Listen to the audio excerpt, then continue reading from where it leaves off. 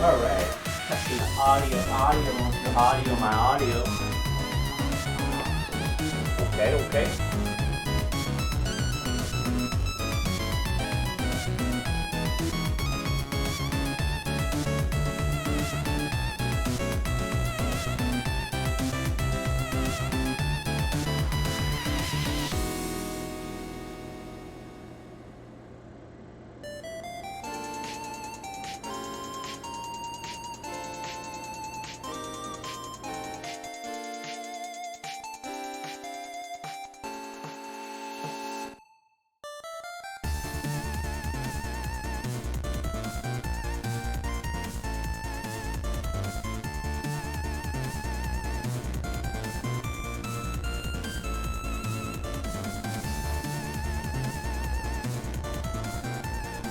Welcome everybody. We'll be getting started real soon. Got a banger of a show coming up for you today. I think I got the audio just where I want it, where it's coming just in. So we got appropriate music levels, we got appropriate mic levels.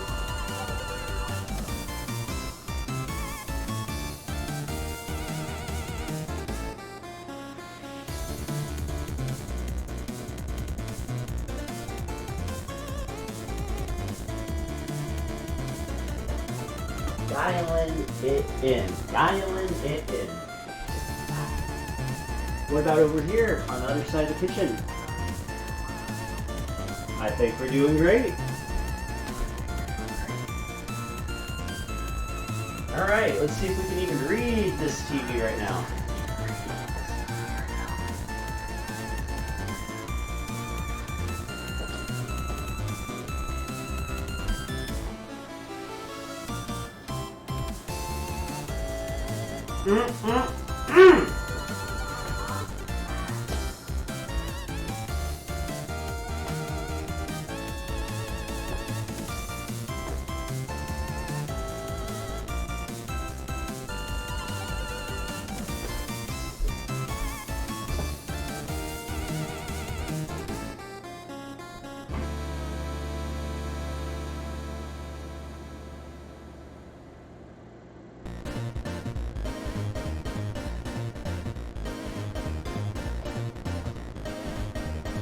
Alright, everyone, welcome so much to the show. Thank you for coming today. Thank you for joining. If you're joining me in the past broadcast, don't you worry. It's still a great show for you. Lots of things to go over today. We got a whole pantry to organize. We're going to fine-tune this a little bit. Not too much rearranging that has to happen, but just jostling some things around, getting everything in the old noggin on where it's supposed to be and what we have. That way we can really move forward on our kitchen inventory. There's a couple things. You guys get a special show today because we're going from the ground up. I will admit that I got plenty of bed rest today. I had hoped to go to the store. We were going to do a little bit of more of that burrito prep. That will be in probably tomorrow's show. Today, I had earlier, when we were waiting to start the stream, I was casting a recipe for a cream of tomato soup that I tried recently. Highly recommend that. You can go ahead, go rewind, check that out real quick if you'd like, or, you know, give my video a little rewatch, help those numbers go.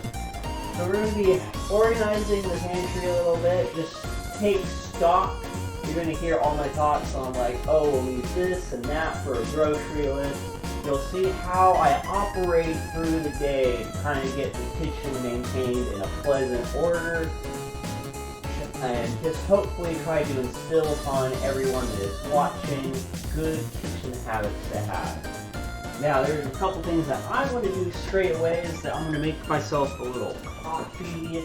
We're going to make sure we get our hands washed. We're going to clean the kitchen up a little bit as we go as well. Now, something I will note that I won't normally be focusing too much on this. I do like having the angle available so you guys can see when I'm going to the pantry for what I'm grabbing, much like I want you to be able to see that I'm going to the fridge. Still adjusting those camera angles, but I think if you were one of the first people here, that you would have been able to see that I got some great camera angles. Great show coming up. Lots of stuff to look forward in the future. We're going to hit this year running. I'm going to say hi to Sonic. I'm going to say hi to Tails, Knuckles, the whole game. Now, that coffee sounds delicious.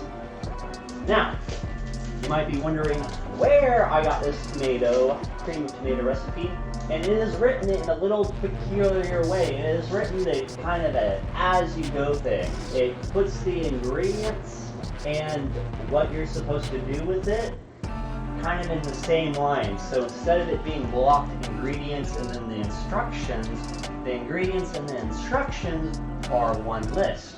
Now, don't you guys be afraid about posting this stuff. You guys can post these cooking material. You can cook these cooking recipes at least anywhere in the United States. It should be true in other countries as well, is that cooking recipes are actually specifically you can't copyright them, because you can't copyright instructions about how to do things.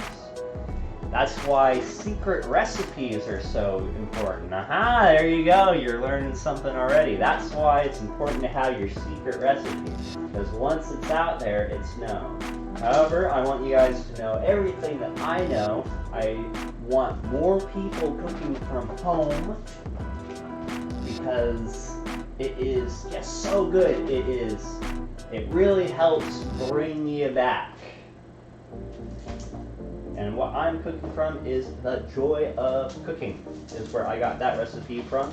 It is a wonderful cookbook. I actually, to name drop here, let's see here. Oh, it doesn't say her name here. I swore I saw Julia Childs actually recommend this book, and she is notorious. Ah, yes, there it is. It is definitely number one on my list. The one book of all cookbooks in English that I would have on my shelf if I could have but one, from Julia Child. Now, Julia Child, I do like to promote strong women. That is one of the reasons why I gave her a shout out. But Julia Child, if you paid any attention to cooking, or moderate about, hopefully that name has come across once or twice. I think a lot of up-and-coming women chefs get referred to as the Julia Childs this or the Julia Childs that. So I've read in the paper, not that I've seen in person. You gotta be careful about what you read, because it's not always exactly what is going on. Now, let me do one more thing. Let me bring out the old Bob set. That way I can make sure that I can have the old Chabaroo.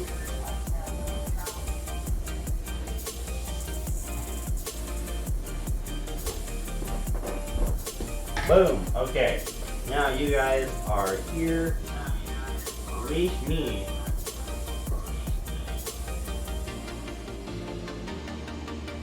Okay. Okay, there we go.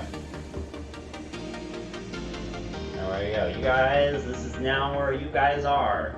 Right there. But really super laid back, casual show today. Pantry raid. And like I was saying about the pantry raid, you might notice that it's a little hard to read the stuff that's over here. But this again, not normally having to organize the entire pantry, but I thought it'd be great to be able to do this. Ooh, I'm distracting myself. Gotta turn down that volume just a little bit. Okay, so, coffee. First, number one thing that we're going to do is we're going to wash our hands.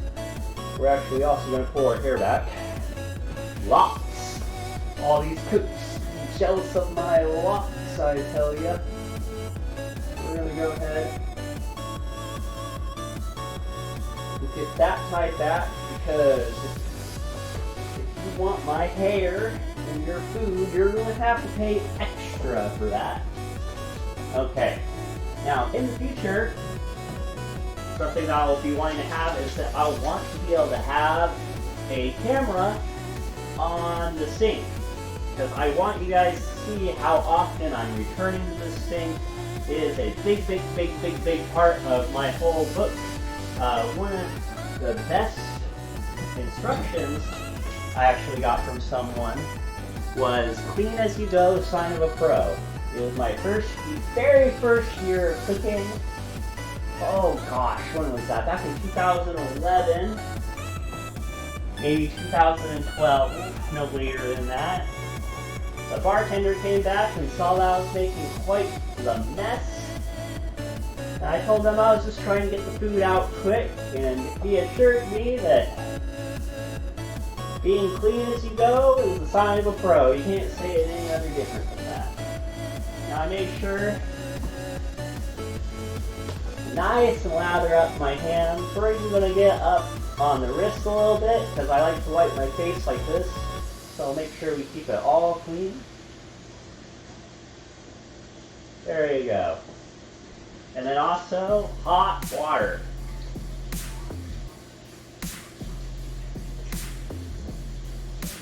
I know people are very keen these days about not getting sick, not contracting illness, and one of the best things that we can all do for everybody, so everyone feels their top shape, is just to wash your hands. We have plumbing in the States. We should be doing a great job in reducing the cold just by washing our hands. Just wash your hands. Okay. Alright. Still working on that topic. Okay. Now I hope everyone is having a great day today. So I'm going to be modifying that cream of tomato recipe that we have to fit whatever I might be finding in the fridges or the pantries and whatnot. I keep on saying that it's a little blurry over here, but usually we're not so focused on the shelves. Usually we will be more up here on the grill, like so. Now, I'm so energetic, do I even really need that coffee? Gonna give a quick view around. We got plenty of leftovers in the house right now. Got nice clean hands, and we're gonna start working on that coffee. Now, I use a French press for my coffee, and I always get my steps out of order. That's because I always tell myself that I should start boiling my water before I start cleaning my French press. And then if I was getting really good, I'd be cleaning my French press after I use it. But you know how it goes, you know, things get left out. And of course, in my view, if I can't directly see it, then it doesn't exist. Alright, we got a nice full hot water here. I do like using an electric kettle, super helpful. Alright, get that all plugged in, rare and go. We'll move this off to the sink. Now I want you to take note that I'm moving things to the sink, but I'm not really trying to dust this off just yet, because there's another step that we're taking. We're going to unload the dishwasher. Now I know this doesn't seem like a whole lot of fun, or maybe you don't think that it is the appropriate step for cooking. However, it's a very important step. Having a clean office space will really help you be able to make your food It'll really help you, inspire you. If you have a clean kitchen, you're more likely to cook in it. If it is already dirty, you are more likely to order out, says the statistics of me. Coming from science, you heard it here first, land.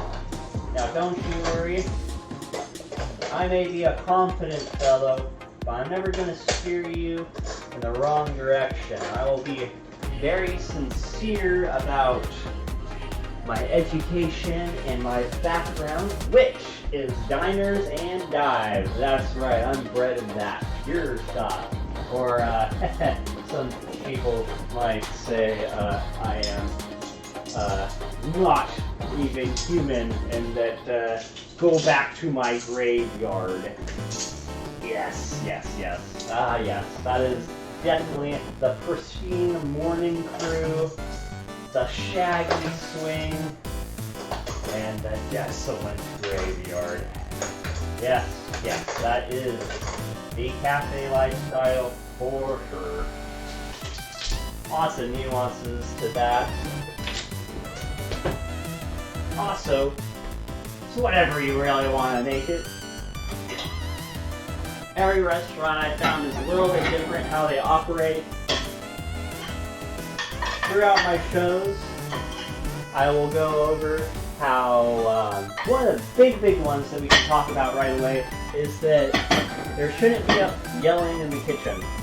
I know a lot of people like watching the Gordon Ramsays and the Hell's Kitchen and stuff, and I can understand why that stuff is super stressful. You know, you're working with one of the most famous chefs in the world, you're on his TV show, and of course you're going to mess up making a salad when you do that. You guys should have seen my last show that I did.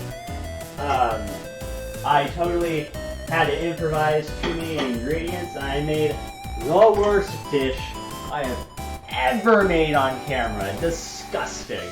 I hardly ever have to throw my food away. And that was one of the times that I had to do it. It was the worst meal I have ever made. If you're wondering what it was, I was making just fettuccine alfredo from scratch. And what ended up happening is that I didn't have a good heavy cream substitute. And so I tried using coffee creamer. And so I got left with this sickeningly sweet Alfredo.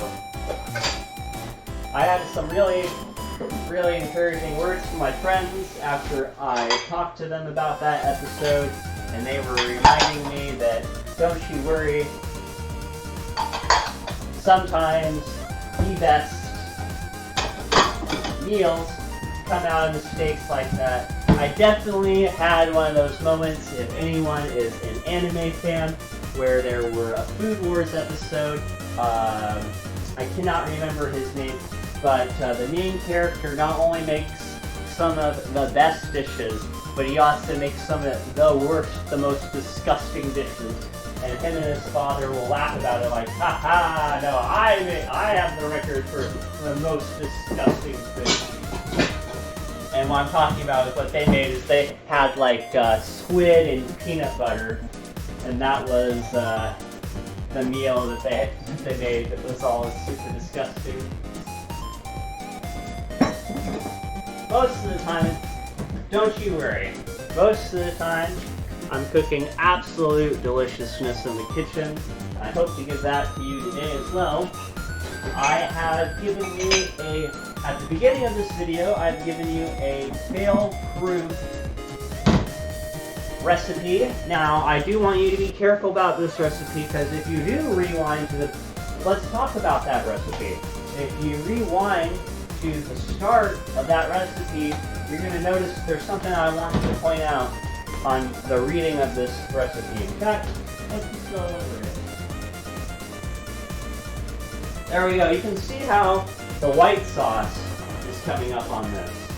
Now, you'll see that white sauce is labeled to make 1 cup of that white sauce. Now, if we go and the cream of tomato soup isn't broken up, but you can see it's in caps cream of tomato soup, about 5.5 cups, simmered covered. 2 cups canned seed skinned or cut up fresh tomatoes, a 1/2 cup celery, 1/3 cup chopped onion, 2 teaspoons of white or brown sugar, prepare 4 cups of white sauce.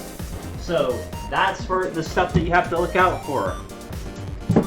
So the cookbook gives me a recipe for the white sauce, but it's for 1 cup at a time. However, the recipe that I'm cooking for it requires 4 cups of the white sauce.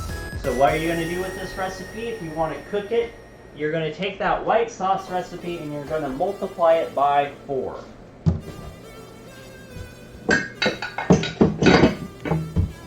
Or, if you want to make very, very little soup, you could cut everything up. You could cut the whole tomato recipe in 4ths.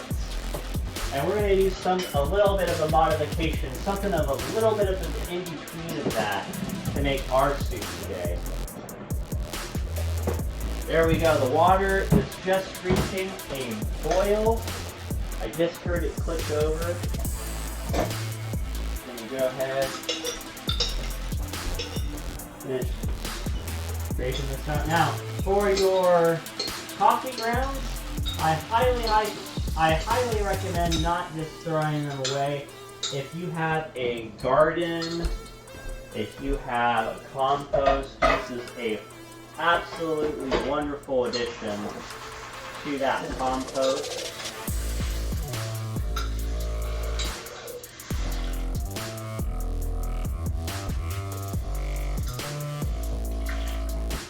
And then this is a little bit one on the fancier sides. Let's go back over, take you guys back into the kitchen land.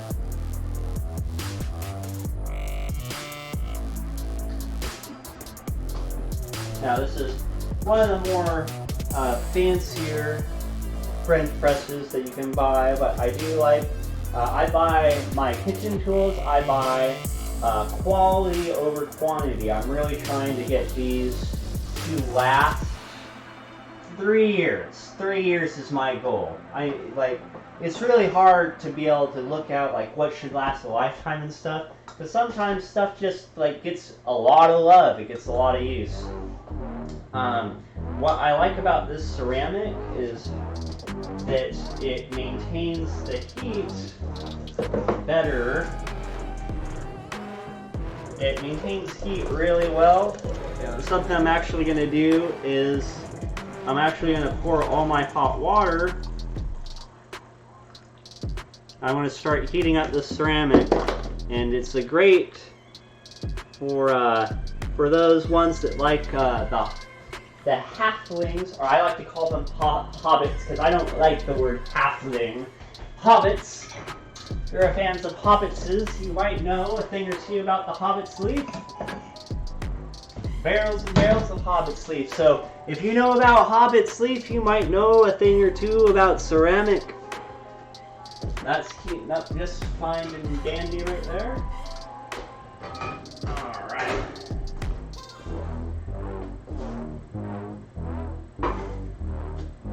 Still putting things away in the kitchen, making our coffee, having a great time. Alright, now that this is warmed up a bit, we're going to go ahead. I'm going to pour the water back.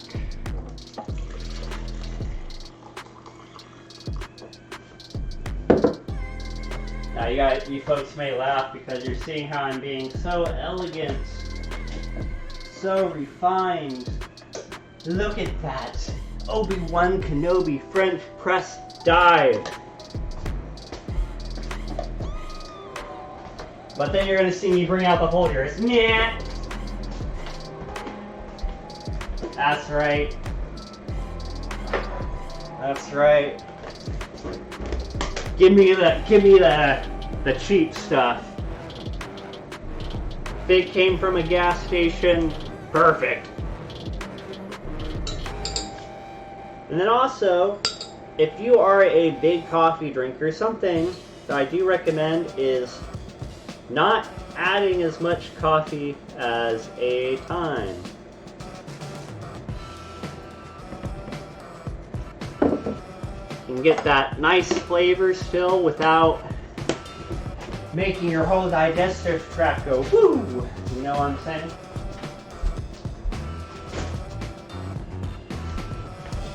Alright, and then that water is reheating back up.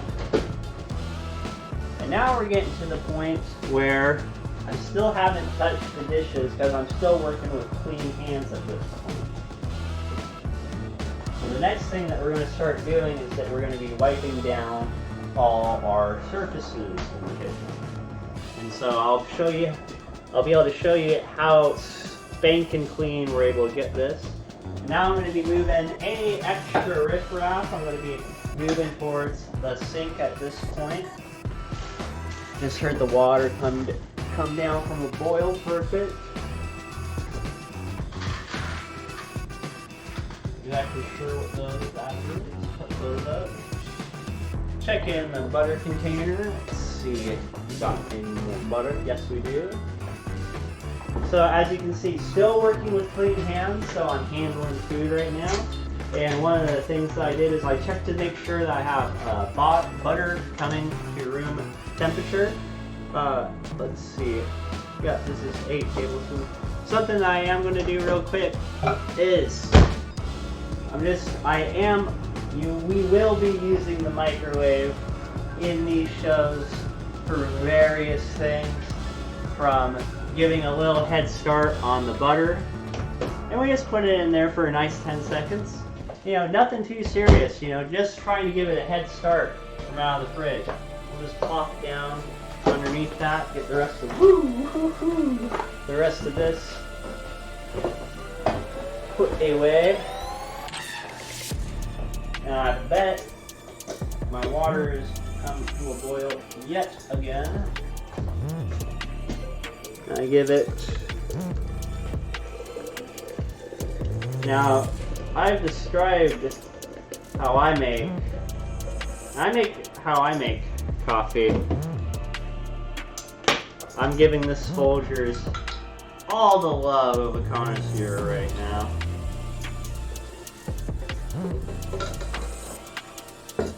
And I do work from actually a small, this is not a large enough of a kettle to heat all my water at once.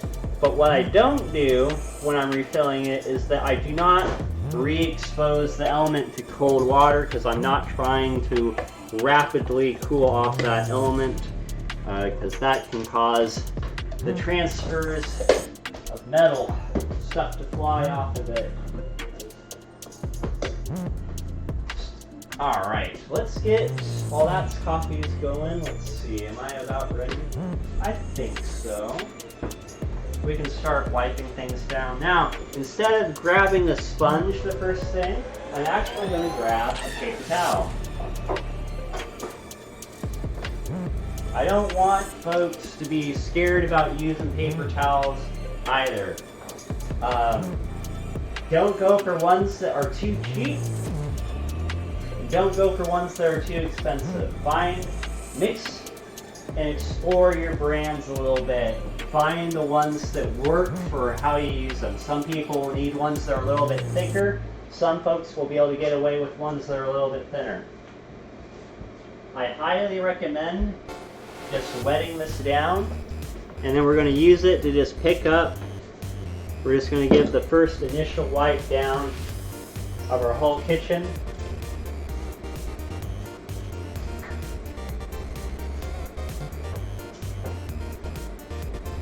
Wiping down all the surfaces.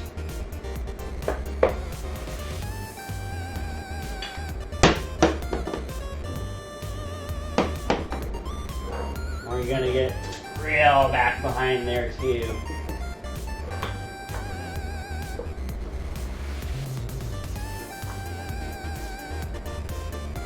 I just heard the man of the house arrive as well, so he might make a surprise entrance So everyone be super nice if he does. Thank you, thank you.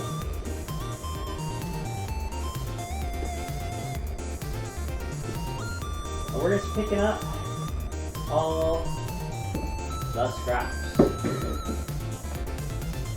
Putting things away. Making the kitchen look nice.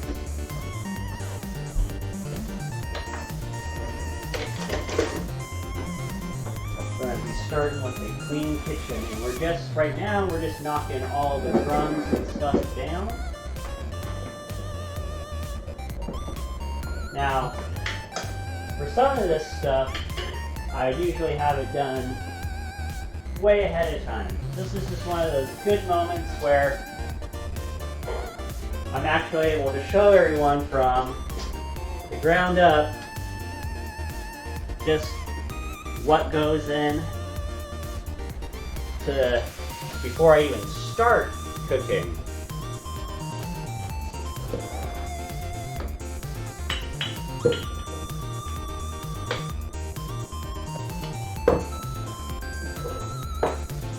Alright, that water is also definitely done. Ooh, I cannot wait for this coffee. So I already had the goodness seeping in the bottom there. Now we're going to really top it off. One of the things too, as you practice, now this is kind of a nuanced thing. Now a lot of people would have to stir their spoon and whatnot, and then they have to take it out, and then they have to go rinse it. Now what I do is, since I've done this so much, since I've had so much of a routine, I already save a little bit of water. I actually am able to just clean the spoon with the water, and now I don't have to use any additional water.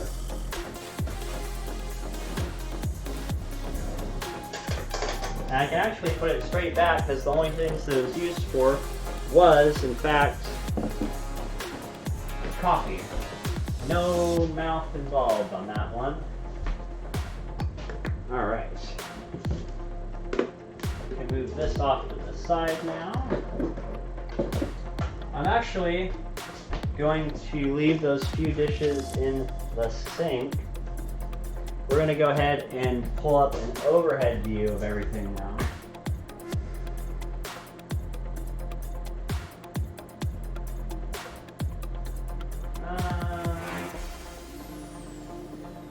Yeah, let's do that one.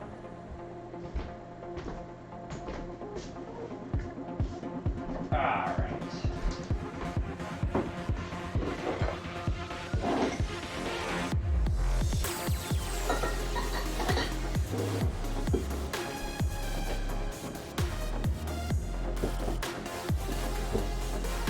Okay, a couple more things. So I was going to just a quick wipe off the camera.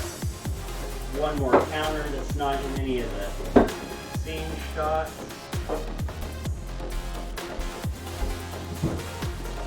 Alright, now we're going to put some light on this bad boy here. Okay, and we're going to get this wiped down. Now this is a glass top stove, and I have other shows where we were cooking on one of those old-fashioned ring burners. Now for this, we're going to use a Cerama Bright Cleaner. Very little. Now I've already done the initial first pass, and we only need a quarter. It is important not to overuse the chemicals, to use just enough. Now I'm only going to use one paper towel. And we're going to spread that out and around.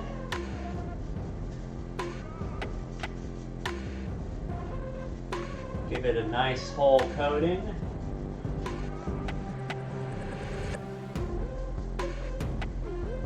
I'm not trying to pick it back up right away. It's an abrasive material, so I'm lightly going back and forth over everything.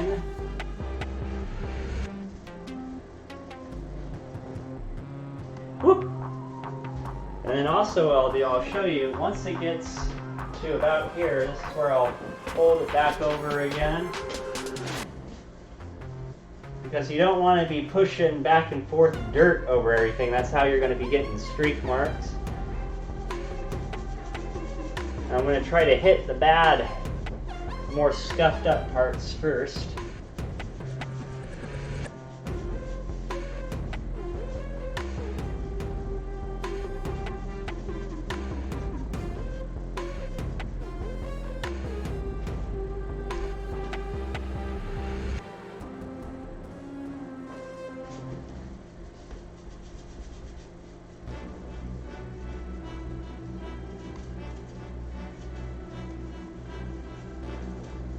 This is actually one of the few times I want to get a really, really nice clean on this one. So I'm going to go ahead and do one more pass.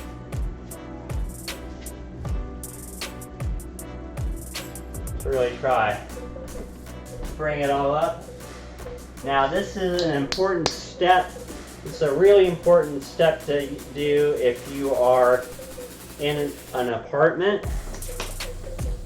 Because the dirtier your stove is, the more of those burn smells that are going to be coming through. And you want people to be smelling the food cooking. You don't want them to get the idea that it's burning. Something else that I like to point out to people is that if you have folks in the household that have a hard time eating and stuff, it's probably even more important that you cook at home or go to a restaurant where you can smell the food cooking. For that home, I think it's very important not to be ordering takeout when someone is having a hard time riling up their appetite, because one of the things that will help that appetite start to take form is when you start smelling the food, you'll start getting hungry. Your body can't just switch tasks from one thing to the next thing to the next thing so immediately. Your body needs a little bit of time to transition from when it is working to when it is eating to when it is sleeping. Those are probably the best examples. Everyone's body is a little bit different, of course. And every culture has a little bit of a different practice. Like I know quite a few Mexican folks that swear by only eating while they are moving, for example.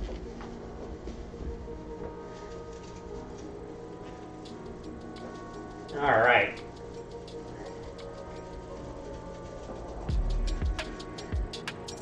Now I'm making sure to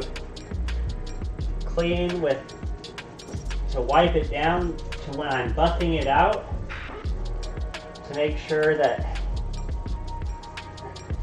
I'm not just pushing around dirt on my cloth, that I'm picking up the dirt. That is what the paper towel is supposed to be using.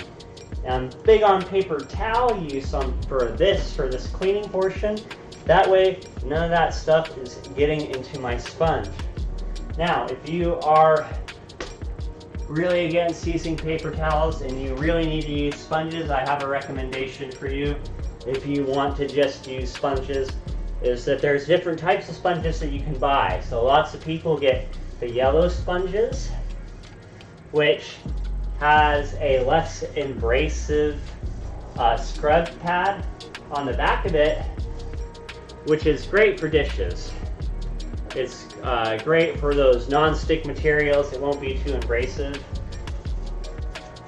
Now, you should use those ones for your dish. If you're going to use sponges, I'd use the yellow ones for washing your dishes, and I'd use the blue ones for washing your countertops. And now this isn't just color coding them. The blue ones actually are antimicrobial. As I stumble over that word, antimicrobial. We'll try that one more time. Antimicrobial? We'll see, we'll see. You know, reading only gets you so far. Sometimes you just have to hear someone else say it. Alright. This is looking pretty snazzy here. Pretty snazzy. Hello, kitty cat. Are you making a scene? Yeah, you're gonna be a star? I bet so. I'm gonna boost my ratings, that's for gosh darn sure. Alright. Let's bring that butter to the whole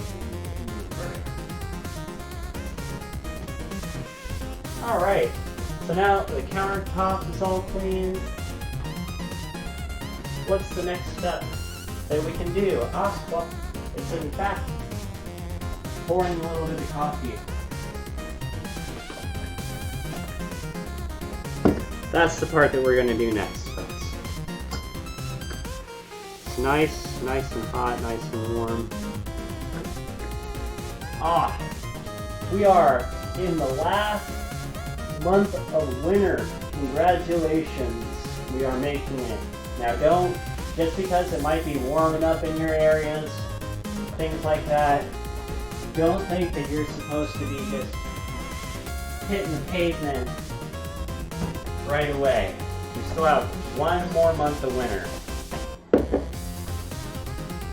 It's really important to remember this because, like I was just saying earlier about how we're supposed to give our body time to transition through our day, we're also supposed to give our body time to transition through the seasons. Now, something I'm doing here is that the full rules for recycling is not just recycling. It's in fact reduce, reuse, and then recycle. So, how can I apply that to a paper towel? Well, I'm going to reduce by splitting this paper towel in half instead of using a whole paper towel. And what I do, if I have an extra paper towel, is you can just sit like this, and now you can make this look really fancy. And this is really convenient if someone has super messy hands. They can just take that one off instead of having to do anything else. I'm sure, I am positive that I'll need another paper towel to come back to.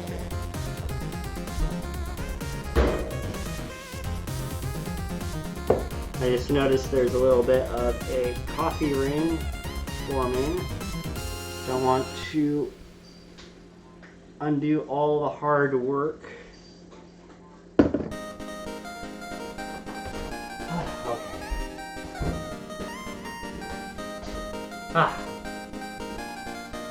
Cheers, folks.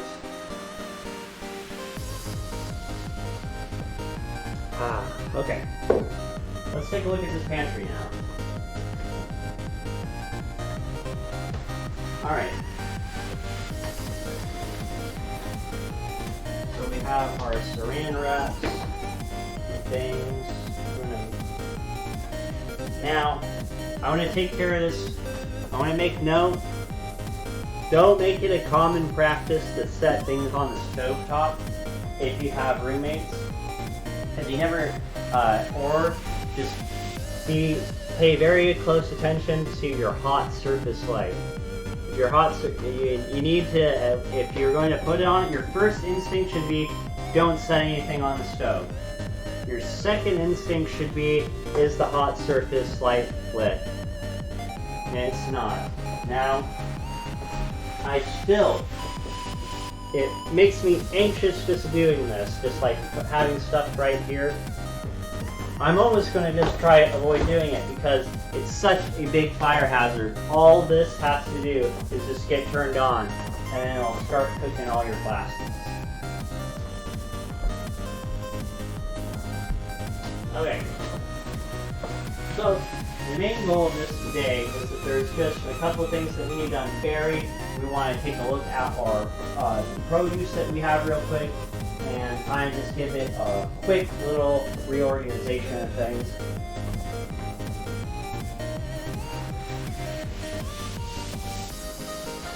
Okay. Some leftover garlics.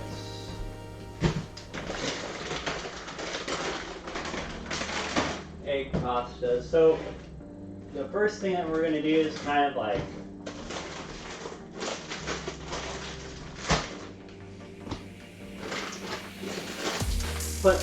we're putting light items together here. So just bad stuff. We got our pastas.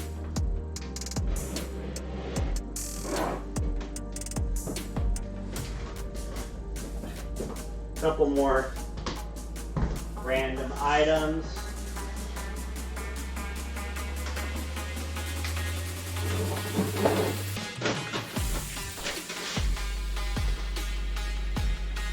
Yeah, and there's just some stuff that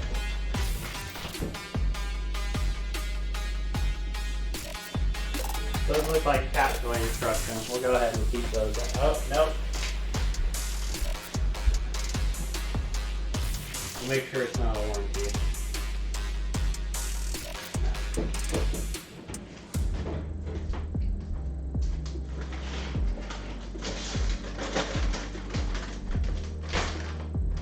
And the thing is that I don't want to necessarily take forever. Coffee stuff.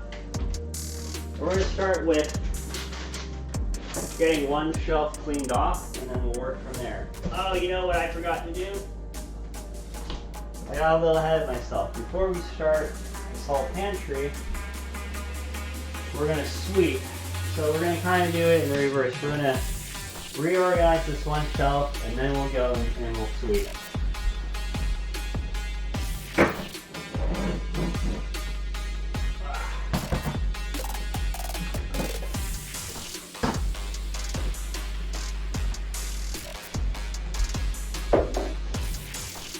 We got some nice candles here.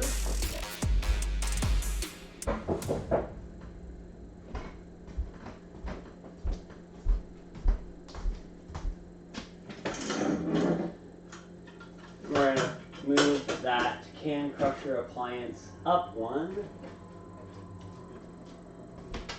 Alright, fantastic. And don't you worry, I am keeping my eyes on the chat. I do have chat up and available for anyone that wants to throw in any questions, comments. If you want to see a recipe cooked in the future, please, by all means. I actually have a suggestion box available for folks that want to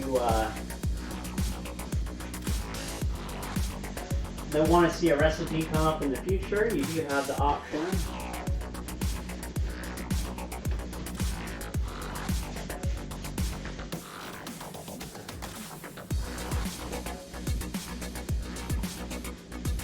Now, I'm not using any special cleaners or anything. I'm just using water. And not too much of it either. You gotta be a little careful when you're cleaning pantries and cabinets and stuff, especially with how landlords are these days. A lot of landlords, they're trying to pay the cheapest they possibly can for their cleaning crew, or they're doing it themselves. So a lot of times I've seen in the past where they won't even clean the shelves, but they'll just repaint them. And so you gotta be careful when you're wiping them down, because paint might start coming up. I'm not in one of those situations, but I just want you to understand what you're seeing. If you're like, why is the paint coming up? I'm just using water. I'm like, well, you need to talk to your landlord about that, because your landlord is too cheap. Okay, so what we're going to do, since things kind of got jostled around, this pantry got reorganized maybe in December, so it's been about 2 months. So what we're going to do is that we're actually going to start moving stuff up a shelf. Instead of taking everything off the shelves, we're going to kind of break this up a little bit, just in case something else has to happen. So now, and it actually works out really well with some of these canned goods that we have. So,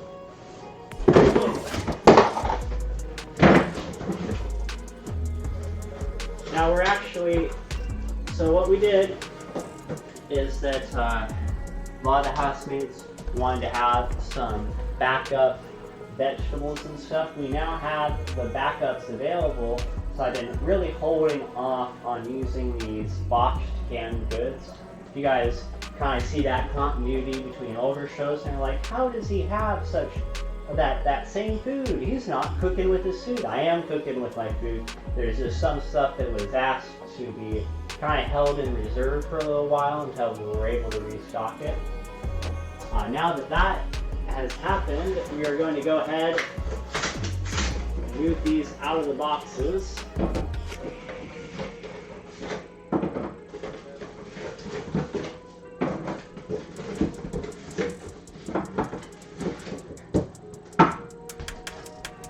And then something with recycling is that there are people on the other end of the recycling facility. And if we want to keep our recycling a reasonable cost, which means, another way to say that, if we want to keep our government spending down to a reasonable cost, we need to be doing our part in breaking down our recycles.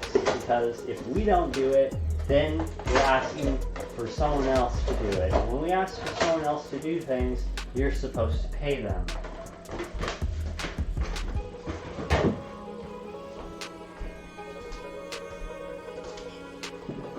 Alright.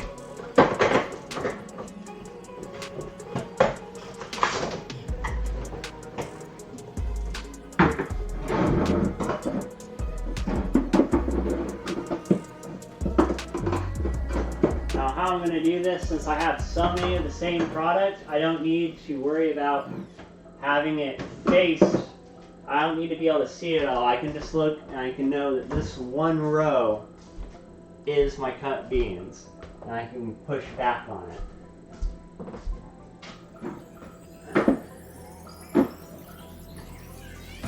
If you've ever stocked a store before, this is going to feel very, very familiar.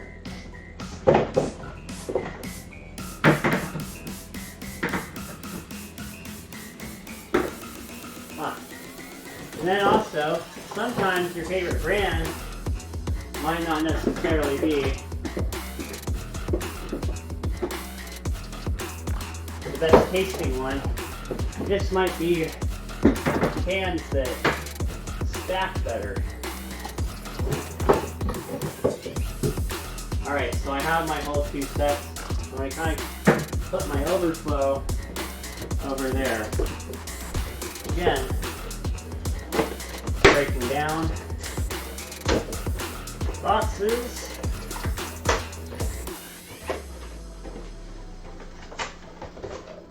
Whew.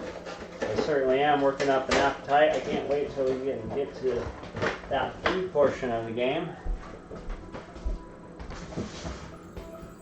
You know what's always good to have? Well, I can't recommend enough. Some water. Now let's talk about kitchen breaks here real quick.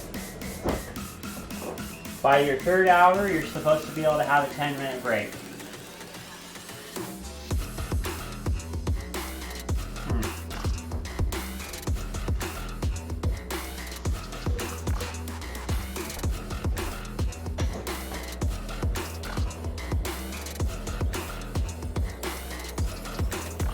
Water didn't taste so good. It kind of tasted like leftover lemonade.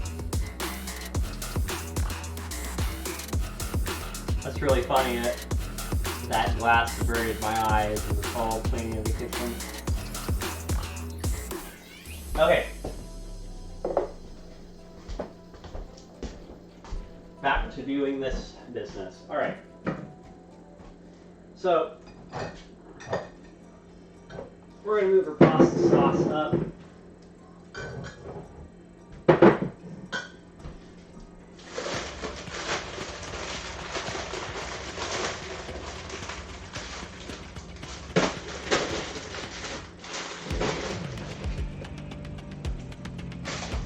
this, I'm okay with putting the pasta noodles behind the pasta because I'm going to be looking for both at the same time, and they're going to be in the same place. I'm usually not going to be looking for a red sauce until I find my noodles, and I'm going to find my noodles as soon as I find my red sauce. Alright.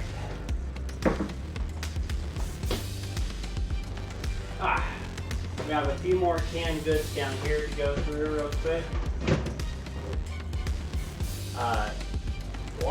Lots and lots of tuna. Something with tuna is that it's a nice item to have stocked, but you can really only eat so much of it at a time, otherwise you can get mercury poisoning.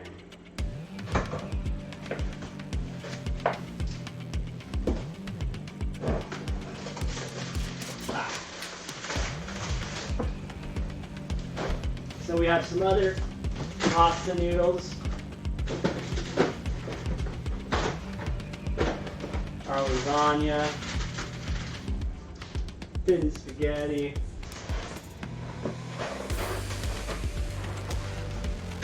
macaroni,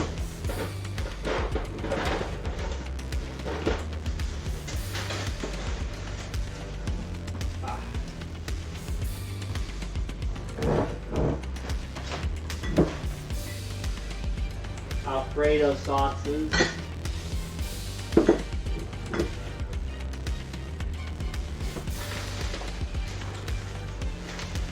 Alfredo is a little bit different, so I'm not going to put it with the rest of the sauces. I'm actually going to try to put it in its own separate. Now that we're moving on to the Alfredo sauces, this is a good time for me to start moving my creams over there as well.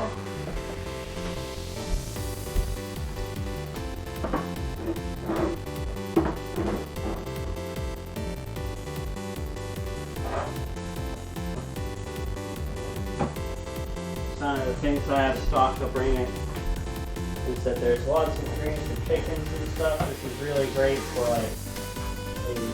a soup base, and something that I just keep handy even as a vegetarian cook.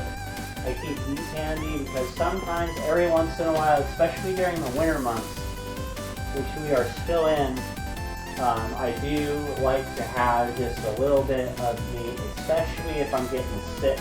I do like to supplement it with just a little bit of an additional protein. Now that's not coming from, I need to be clear that that's not coming from a nutritionist standpoint.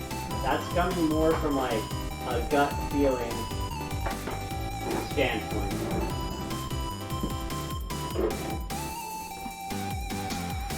And just how I've also been able to work in the holidays. As a vegetarian, there's lots of dishes that come up during the winter time, like turkeys, hams, gravies, stuffings, macaronis. A lot of these have an abundance of meat added to them, and they're usually made by people that are very, very close and dear to my heart as well. And when I can, I want to be able to have their cooking, especially as a cook myself. I still want to be able to have that cooking.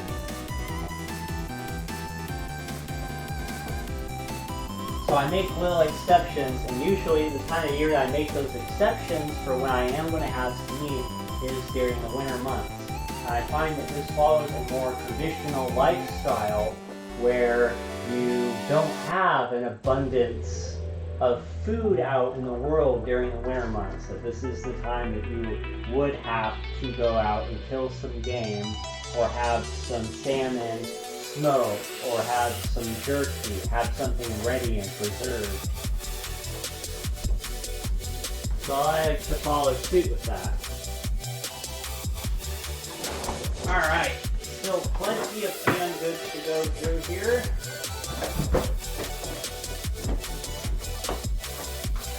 Now I have cut green beans, I got whole kern, whole whole kernel corn.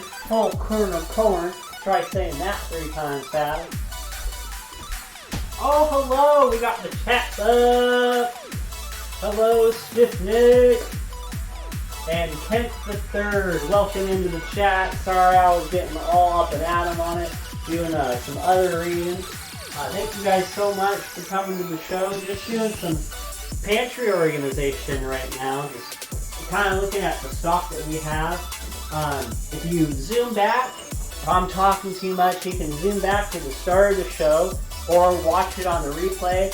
I have a cream of tomato soup recipe that gets broadcasted. It rolls through like credits if you want to check that out. Hopefully, we'll be getting to that here soon. Now, getting back. Now so how we're organizing this pantry shelf is that we cleared off a shelf, and instead of just moving everything on the ground and making a big mess, because what if we had kids or we had to go to work or answer a call. We want to break this into baby steps as we go along. Now, of course, I have all the time in the world to be able to take care of this. And I was joking too that your favorite canned food might not actually be how it tastes, but how it stacks. Because these Del Monte cans, they're not stacking up too well. And I'm taking all this stuff out of the boxes too because they were our reserve foods. And now that we have our reserve foods replaced, I'm going to do proper kitchen rotation and use the old stuff first. We have it unboxed. The new stuff is still boxed, so very easy to keep track of that. Talking about how we need to make it easier on the folks that take care of our recycling for us. Always break down all the boxes. All right, and a little sip.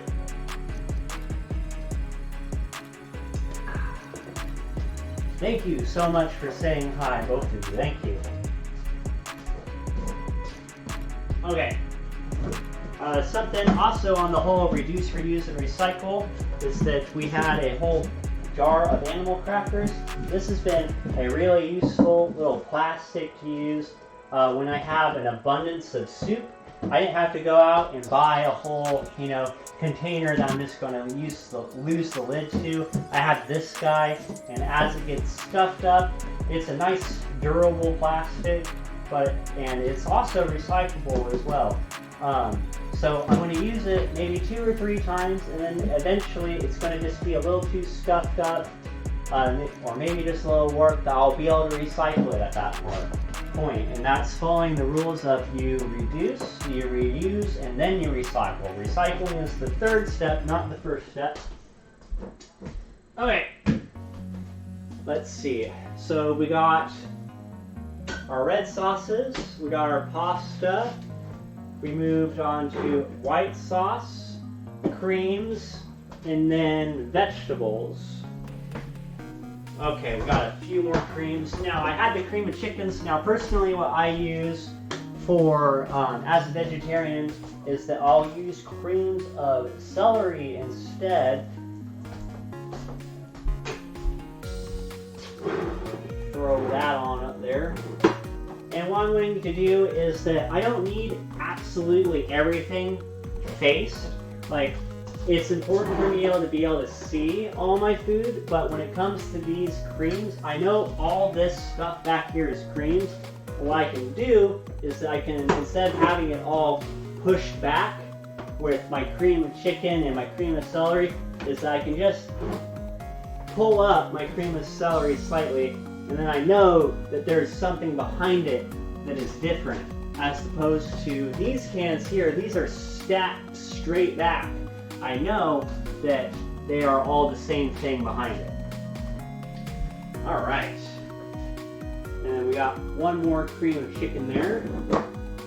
Get that put behind there. All right. See, we found something here that shouldn't be here. You gotta really pay attention to foods that are spoiled. You don't want to keep that type of stuff in your kitchen. This was an open, and we are going to see what this says. Shake well, refrigerate any leftovers. So yes, so this had been open. We're going to go ahead and put that one right out into the sink. Okay. Now this Spam is something that we're actually going to keep in the boxes for now, because that is definitely more for our backup food rations. So what I want to have next to the creeps and such is I actually want to move our stock up a level. Just up one level, just up out. Actually, that's probably the same shelf I just had in that. Laughing at myself. So we still have quite a few more vegetables here. So I have some black beans. There we go. More tomato sauce. Another cream of celery.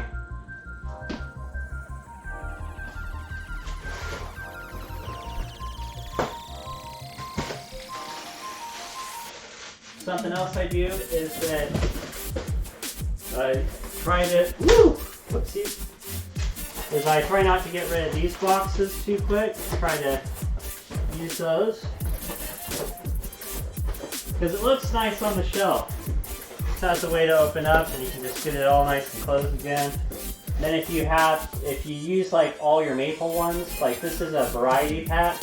And then to top off this variety pack, you could just buy all one flavor again, and then you can still have a little bit of a mismatch.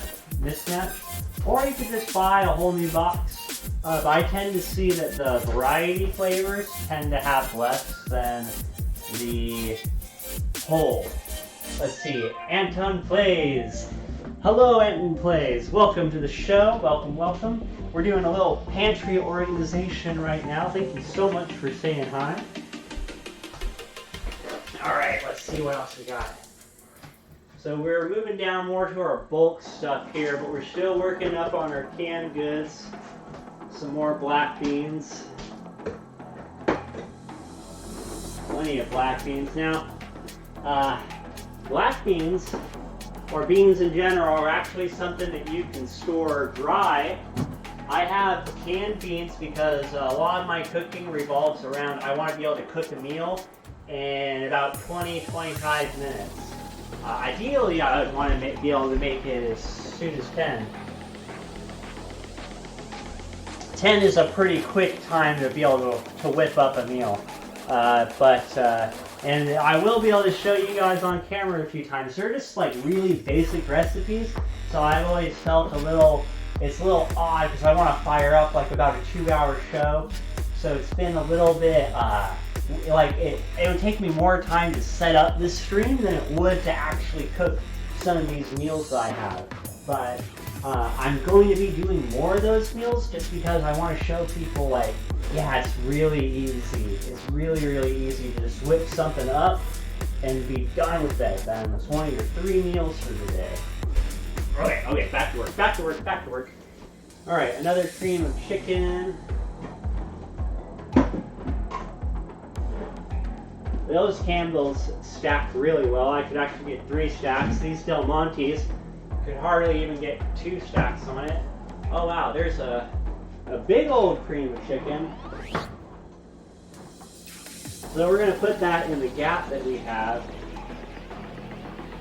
And then we still have that whole kernel we just have out. We want this one to be the first one that we use because it's a full shelf right here. I don't want it to put it in front of something else. I guess I could put it like that because I can still see that the cut green beans are there and whatnot. Sippy. Alright, back to work. Okay, so that shelf's looking pretty solid here. We have a couple of whole soups, another random chili bean. We're gonna hold off on that one. Let's just put yeah, there we go. We got some more canned stuff right here. Some chili. All that's just canned chili right there. This is canned salmon, tuna, Spam. This is some of the stuff that my family bought, just kind of like to just have backup rations of food. This isn't stuff like, especially again with the tuna. Tuna is not something that you want to have every day because you can get mercury poisoning from it. Spam is just great to have because you can actually make your own Spam. It is an incredibly well preserved food. And so it's there to save you. It's definitely one of those more emergency rations. Okay, so now what I actually want to do is that I think the produce has been too low on this shelf, so I want to make the produce a little bit more eye level. I really don't like my fruits and my vegetables hidden.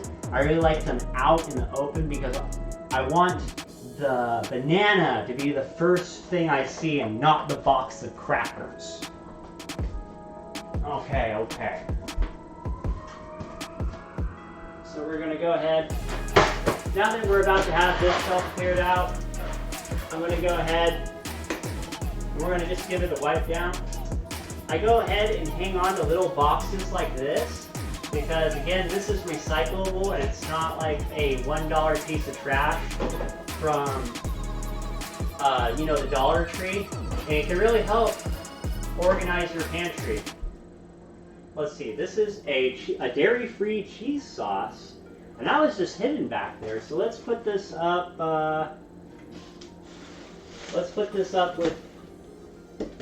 Up there now. I have hidden some of the noodles, but I do need that cream sauce because it's more like a unique one-off item. I do need it more presented, that way I know that it's there. Okay. And we're gonna give this a nice little wipe down real quick. Still kind of like trying to put things like, here's my coffees, drinks, my bagged goods and such. We'll give this another wipe down.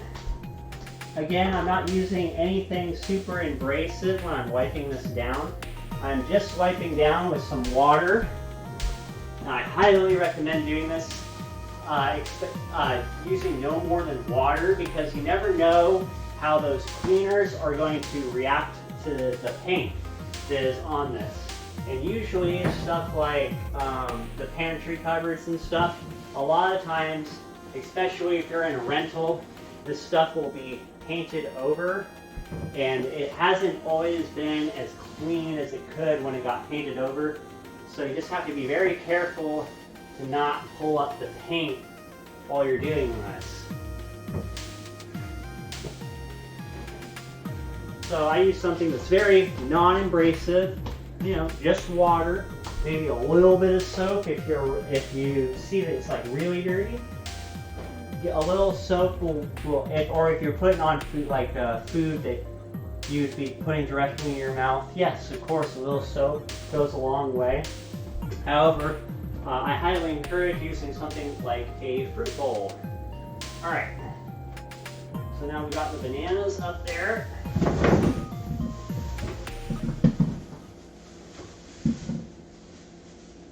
And we're going to go ahead and use this box for fruit overflow.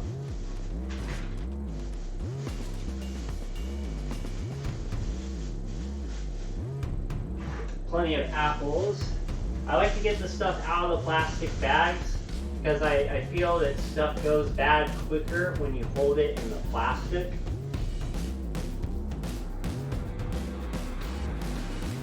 And then also we're just going to go through Like sometimes some things don't last as much as others, like this was just kind of hidden back there. And this is nothing to be ashamed about. We just want to make sure that you remove it, keeping an eye on it. This is one of the reasons why we're doing it today, is because it was so kind of cluttered back there that you weren't seeing everything. You couldn't really keep an eye on it. So we'll go ahead, get that removed from the situation. And now what I'm going to do here is that I have some older apples. I know that these are newer apples. I'm going to put these apples here in the front of the whole box. That way they'll be grabbed through first. And you can see how well this little box, just a random box that we had from the store, and look at how well that holds the apples there for us. Now this banana, I'll actually still eat this banana. Like I might even just eat this banana on camera to prove a point. Or this banana is perfect for a shake. I ideally want to use this for a shake. What it's not ideal for is that this is going to be rapidly ripening all my other foods, because it's actually giving off a gas that is it's communicating, it's using its plant language saying ripen. So we want this away from the rest of our food because we don't want it to over ripen. We want it to ripen. We don't want everything to ripen so quickly. It's nice to have ripe stuff. It's not nice to have too much ripe stuff. Okay, and we're gonna really check out the rest of our gourds here.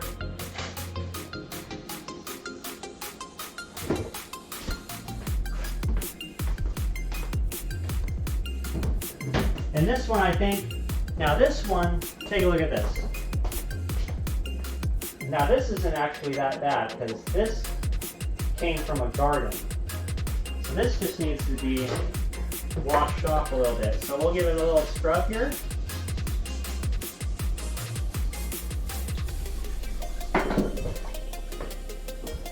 And there you go. So there wasn't actually mold on this, and you also have to think about how thick this skin is here. This is an incredibly thick skin, so it's protected. It has its own protected shell.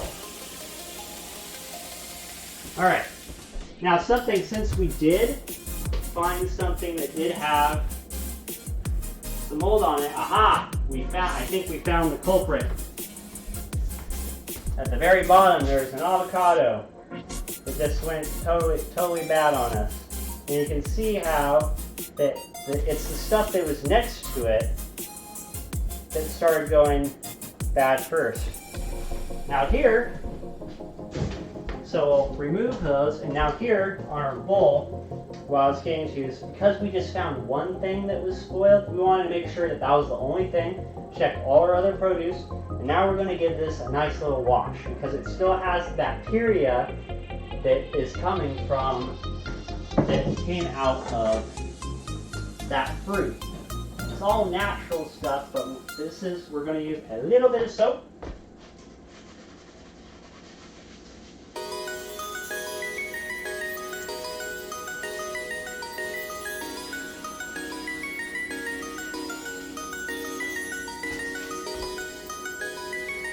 Cleaning is a part of cooking. You can't. Now I know some people, this is very not the case in a professional kitchen. But it is at the same time. Like, what I'm trying to say is that in a professional setting, the cook shouldn't be going back and forth between washing dishes and cooking food. They really need to be doing one or the other. Just exactly like a waitress. A waitress should only be delivering the food, and then a busser should be coming through handling the dirty plates of food because that's been eaten on. A waiter is supposed to be clean and not transmitting. And so they're not supposed to be picking up dirty plates. Just like a cook, he's the first line of defense on that. He's not supposed to be getting hair or sneezing and he's supposed to make sure that all the food is quality food. The waitress is supposed to make sure they're clean, or the waiter is supposed to make sure that they are clean and not take it in, that their hands are clean. That way it is a clean dish that is being served. And then the busser comes in and makes sure that the waitress and the cook can still do their job. But when you get at home, it's a little bit different when you're at home because you're cooking with family, and the rules change a little bit because now every family does it a little different. I would like to propose that you should clean as you go. Is that by the time that you're done cooking, all your dishes should be done as well, or ready, or not drying, not having old food drying on it at the very least. Okay, so there is one more thing that we are going to do. Since this is a wooden bowl, much like a cutting board, we're actually going to take some of this white vinegar here, and this is what we're going to use to sanitize with. So just a little bit, like a teaspoon there. And then, already using the other one. And we're going to go ahead, give that a nice swipe down.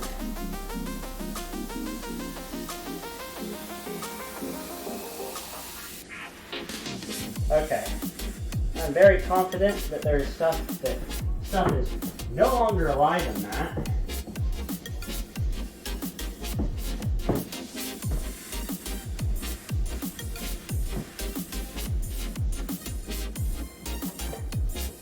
Alright.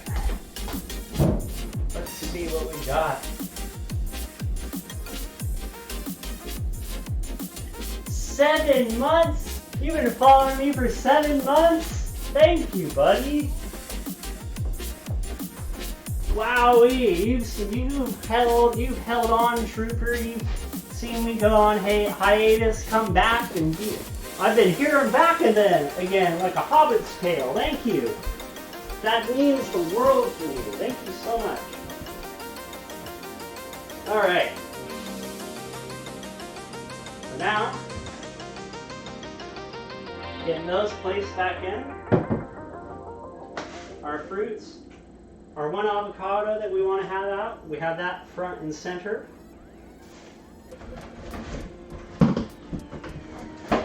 Alright. Then a couple of baked beans. Now, this is another important one. So, there's a difference. Now, I might have had that in the camera shot a little bit too much. Okay, so baked beans. This is one of those things, again, this is just like I was talking about. Maybe I didn't complete my sentence. But I have the black beans in the cans for being able to cook in about 10-20 minutes. You can also have dry beans in bulk, and those are incredibly handy to have. The trick is that you have to soak them for 6 to 12 hours about. Baked beans are another one. You can actually make your own baked beans. Highly recommend making your own baked beans instead of buying them in this can. There's something else to note too, is that there's a difference between these baked beans are not vegetarian, because baked beans have a little bit of bacon thrown into them. So and for me, having that little bit of fat isn't the biggest deal for me. I like having that way. I like introducing a little bit of fat into my diet. That way, if I do accidentally go to a friend's house, or not accidentally, I'm purposely going to the friends, but the friends aren't necessarily aware of my diets, it doesn't hit my system as hard. That feeling that you're getting as a vegetarian or a vegan when you have some meat, it's that sensation of feeling full. Your stomach feels like really tight and stuff, but it's that sensation, it's that protein that got sent to your brain. Oh yeah, I remember JoJo's Ferns. I remember that. Yeah, you came and said hi and all that jazz. Yeah. I just popped into JoJo Fern's stream a little bit ago too. just to say hi. I think, oh man, I've been growing in the stream community too. I've been trying to, so many people are streaming at the same time now these days. It's almost hard to say hi to them all the time. But JoJo is great though, definitely for her Sea of Thieves gameplay, and then they also always have like really good like word Scrabble nights. They're always fun. So really interactive stream that JoJo Ferns has.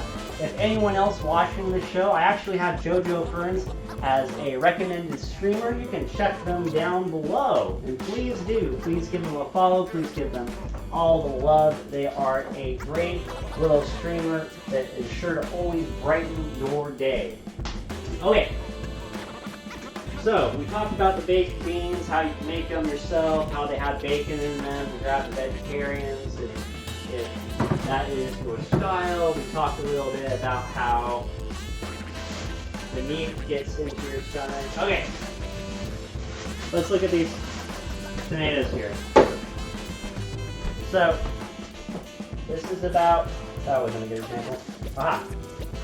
So this is about as far as we want these potatoes to go. Ideally, we'd want to throw these in a recipe today. This is about as much rooted as that I want. In fact, this one, because of how small it is, that's actually a way bigger root. These are almost too far. Potatoes are so cute. Now, the thing is that I'm not going to throw these away, in fact. Any of these that are rooted, I'm going to go ahead and throw them out into the garden bed. And what these are going to do, all these are starts. I'm just going to throw all these into the dirt here in the backyard, and they are going to let me know when it's time to plant. Because these will be some of the first plants that come up.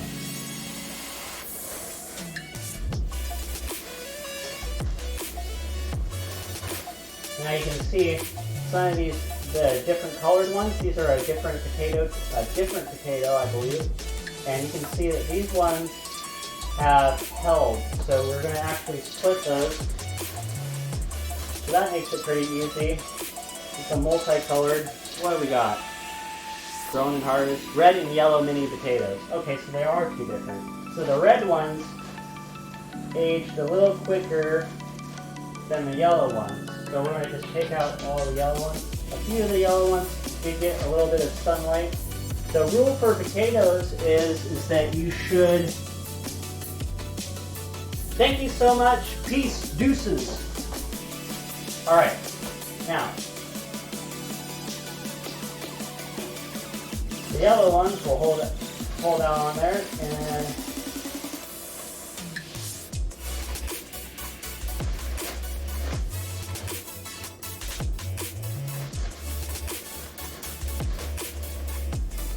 now if you really have the space for it, like you could go hand, you could really just throw most of these in. I only have so much garden space, and I've done the gardening for about 4 years now, so I kind of know what I'm looking for in that regard. So fortunately, not all of these are going to make it, but what I'm going to do is I'm going to just add these into the bag, and this whole bag, even if they don't have roots, still going to throw it into the ground.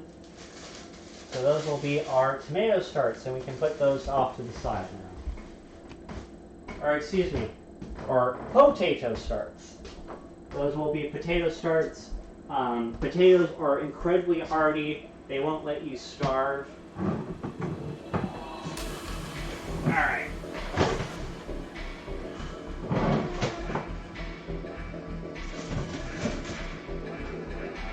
Lots of green tea here. Some more peanut butters. Breadcrumbs. Alright, now I'm going to put more of the plastic stuff down here on the bottom.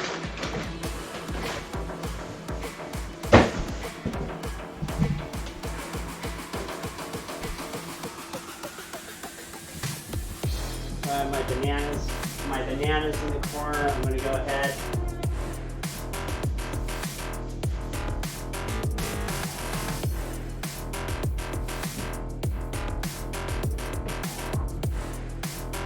oranges.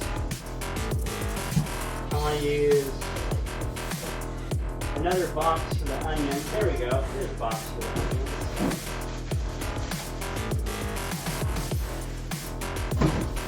You can see we had some more potatoes.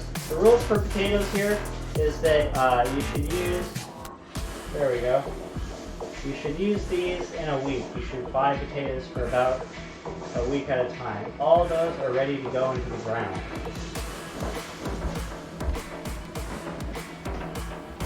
And don't worry, they won't get bad on you. They'll just continue to grow. My goodness, will we even get to cooking at this rate? I'm sure we will. Let's see. Let me try to wrap up this pantry goodness in like about the next 20 minutes, and then we can do the pantry rate. We might please check out that cream of tomato soup that I have posted at the beginning of the show. Highly recommend. That is a nice recipe if you're trying to start making more delicate soups, because it does require a white sauce for you to make. On the white sauce, it does tell you to strain that white sauce. And the recipe that I've listed is for 1 cup of white sauce, but the cream of tomato soup requires 4 cups of that white sauce. So make sure that you multiply that recipe by 4 to get the correct amount of that. And it does say to strain that white sauce. Yes. You do not want to skip that step. Don't skip steps in these recipes. Really challenge yourself with the cream of tomato soup at the start of the show to really start expanding your cooking repertoire. It's a great practice recipe. It's going to be very forgiving as well because tomatoes have kind of a range of flavor. Alright, so we kind of we're getting our onion situation. Taking the rest of those out of the bag.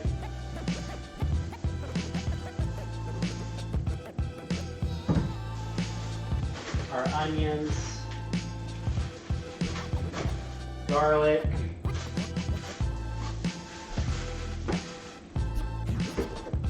it's looking pretty good, folks, so far.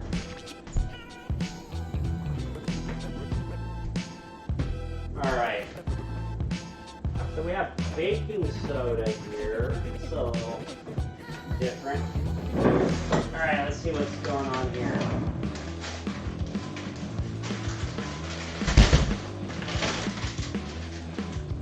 Really compact Jasmine rice. Okay.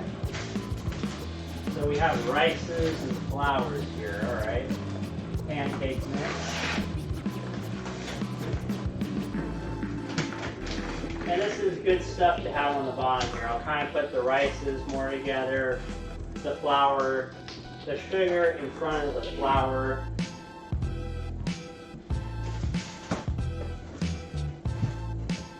And then on the very bottom here,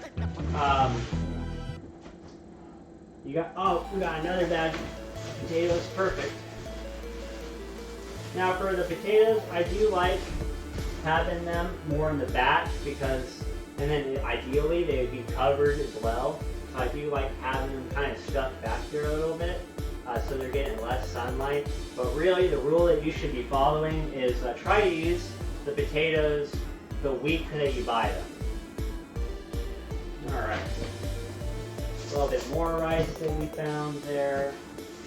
Now, stuff on the bottom here, we have a bulk backup bag of flour that we'll eventually need to get into, and we have a bulk bag of rice. Again, this was just kind of stuff to supplement the Spam and the chicken of the sea.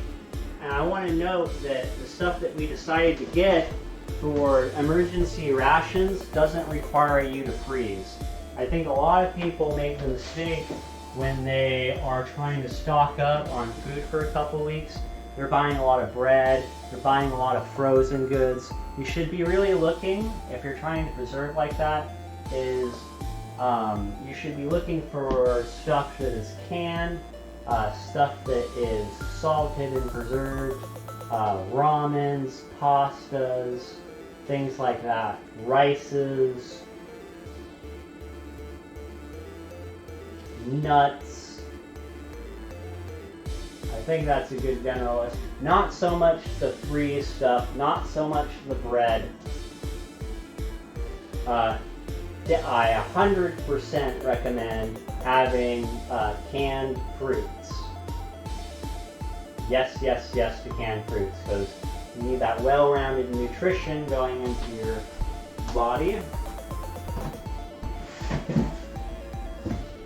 Alright, and here on the bottom, the one other thing to kind of take note on is that because this is on the bottom shelf, it might be one of the first things that a rodent might go after, and it would be very obvious if they did though. Like there would be, it would be a little hard for them to break into these bags of rice.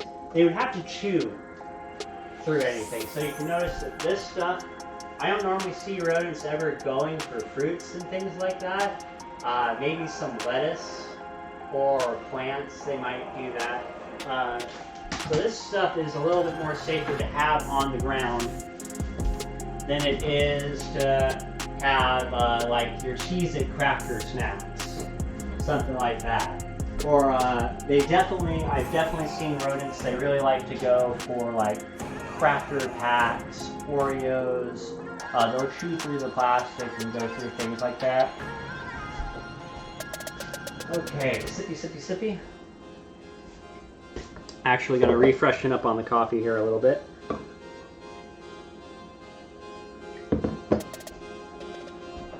All right.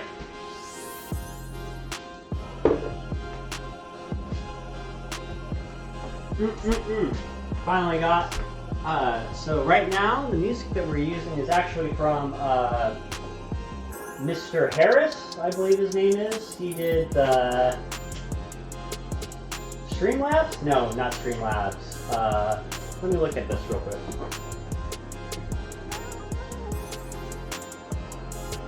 Stream Beats. That's the word that I was looking for. He did Stream Beats, and that's all DMCA free.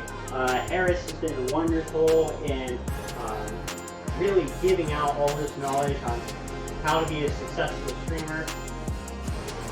Alright, so we're almost done. I also have here in the front, I kind of have my kitchen bags front and center. This is kind of like, can just stay there for now. I don't really. It can be used for extra fruit or something, I suppose. Something. Okay. So we're pretty much done. This we got these two shelves. Actually, we got quite a few shelves left. All right.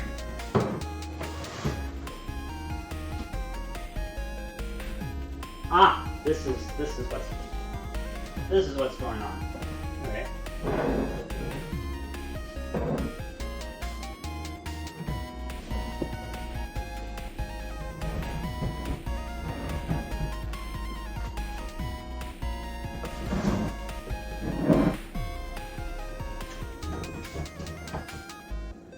So taking the excess peanut butters and stuff and moving it down, trying to have the stuff that is being used more at eye level.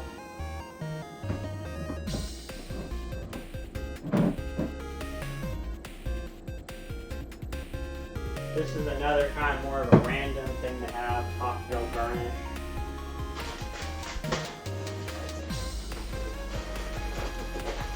This box usually gets used as a snack bin, and it usually gets placed right there. Vegetable stocks. Different types of stocks can go back there. You can see it pretty easy. Alright.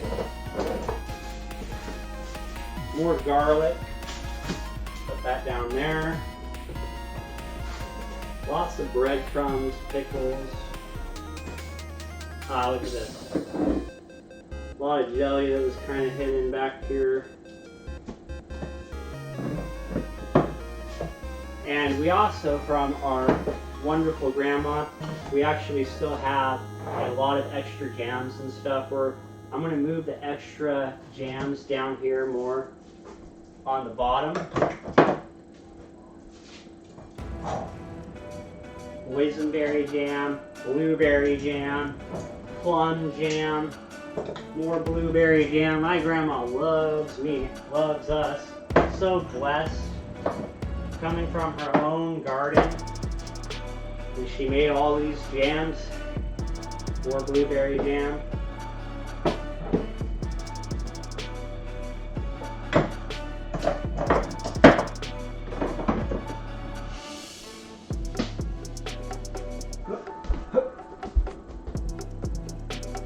Okay. Alright, let's see. More jams. So actually I can move those onions over a little bit.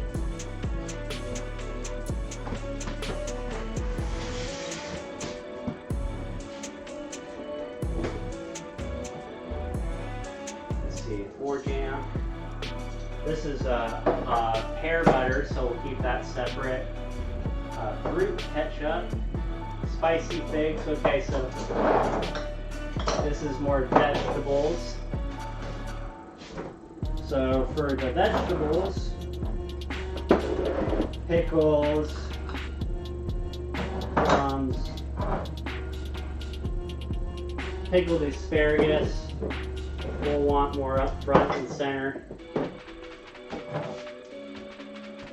Grape jam down on the bottom. Plums and fruit. Fruit. Chutney. We'll have that up there. Mushrooms. Have those up here. Plums.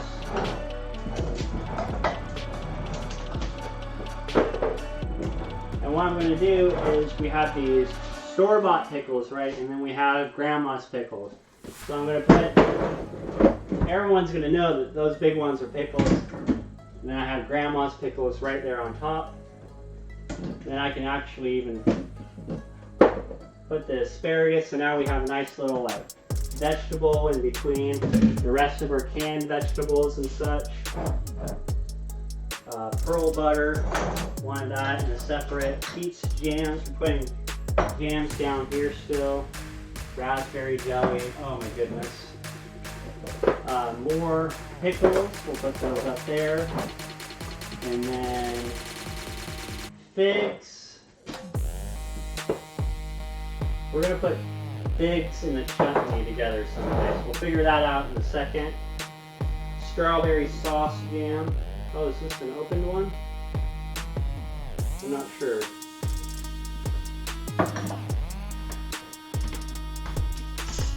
Before we put it in the fridge, we're just going to take a look.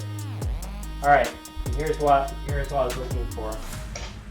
So you don't necessarily see it on there, but the mold will reveal itself on around the lip. Here is where you can look to see it, looking for mold spores. And this one actually appeared right here. So this is great that we found this. We're able to remove it from our stock, because to be able to cook quickly in the kitchen, you have to move quickly in the kitchen. And if you have to second guess every single one of your products, you're not going to be able to cook as quick, or you're going to be totally derailed because something that you thought you have, you end up having nothing of.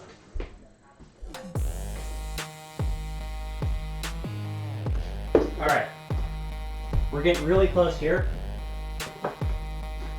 Some chocolate treats here. We'll go ahead and we'll kind of put those in front of the fruit.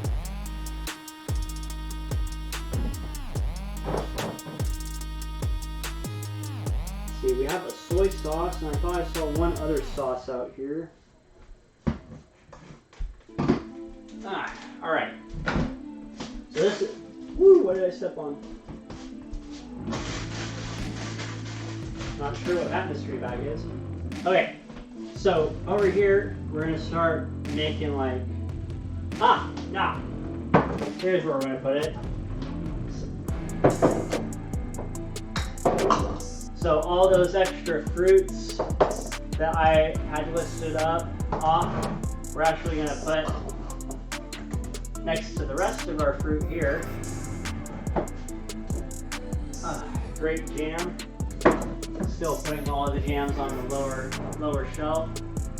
And we're gonna go ahead and move that apple butter down there as well.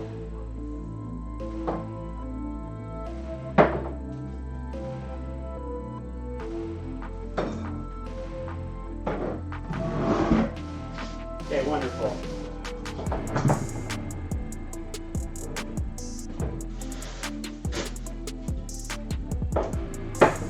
Now we're going to kind of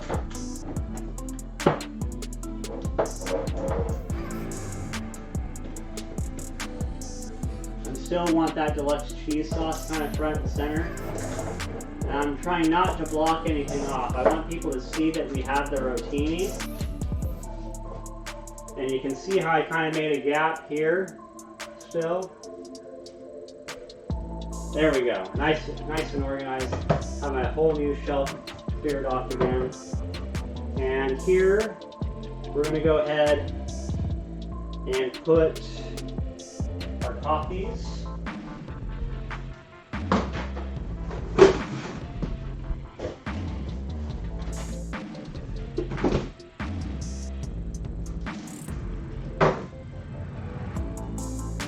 We have a bulk water that fits perfectly back there, so we'll just have that thrown back there.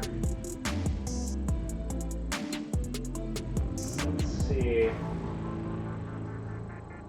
This mayo, I don't want it to be so hidden.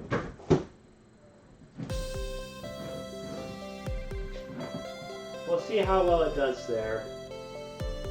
That's a little back there, but we'll see how it goes. Okay, and then this stuff, the pasta.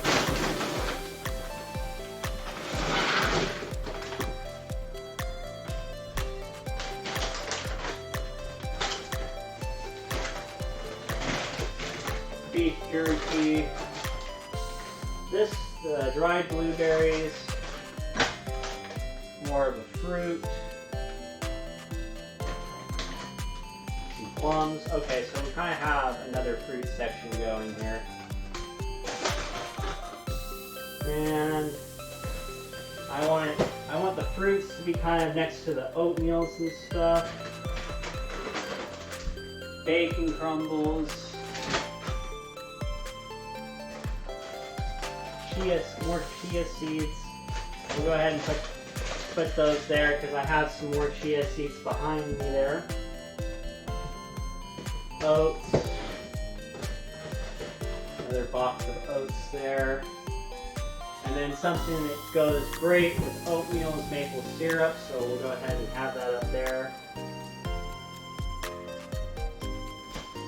And then this Spam can actually take a bottom shelf here.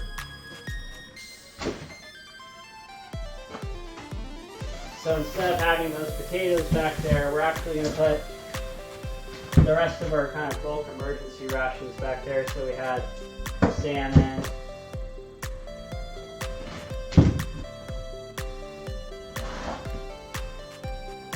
These are kind of opened out into the world already.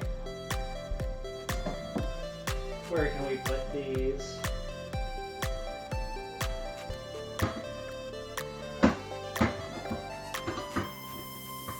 Again, I can have them down on the floor because no rodent's possibly going to be chewing through that, so I'm not worried. I'll put my potatoes back.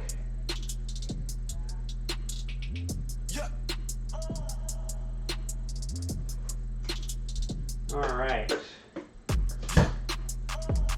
Almost done here, folks.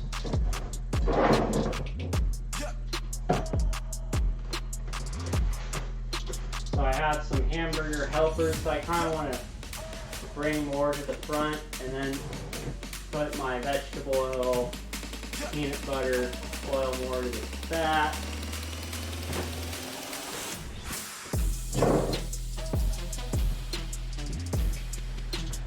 And so, let's see. This one actually has been weirdly open. We're gonna have to check it. The breadcrumbs are still fine. We'll just re-secure that box. So there's actually breadcrumbs up in the cabinet. So all these breadcrumbs here, I can actually kind of hide a little bit more in the back. And I'm gonna have them front facing. What I mean is like this instead of facing to the side. That way I can have a big picture.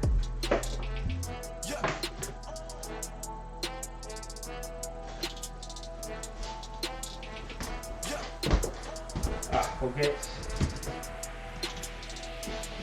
these breadcrumbs again.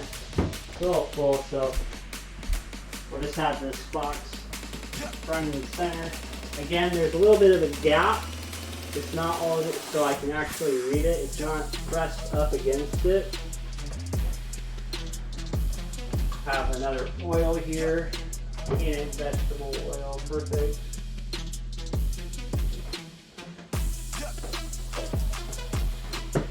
Smaller boxes going in front and then to the side, that way they kind of peek out and they're not in the back corner. We are very, very close. So what I'm actually going to do is I'm going to take this chili .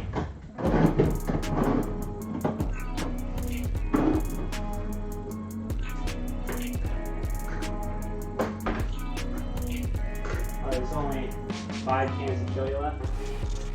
Okay, that's a little bit easier to deal with.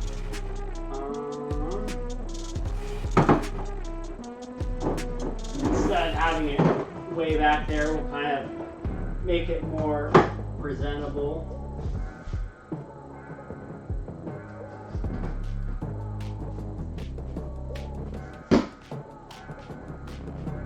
Maybe we do. It's one of those bulk ones. Oh, you know what? We also have that big old can right here as well. So what we'll do,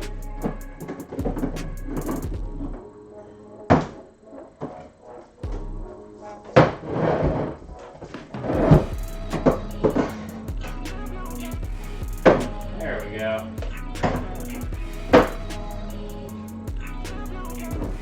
Always try to have the stuffed face. Chilies. Banana.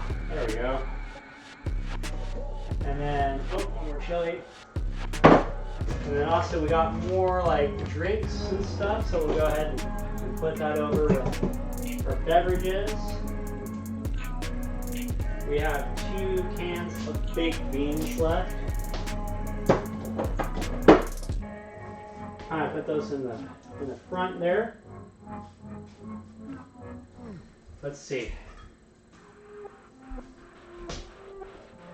Random low sodium. And then this random can of potatoes. We have it in the front there so we know that it's different. More hamburger helper.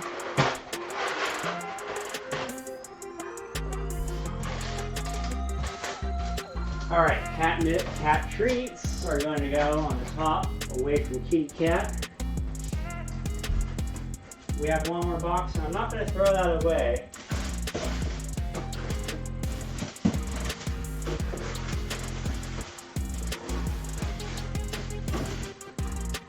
Just yet, because actually what I'm going to use that for is to cover my potatoes. I just flip it around, boom.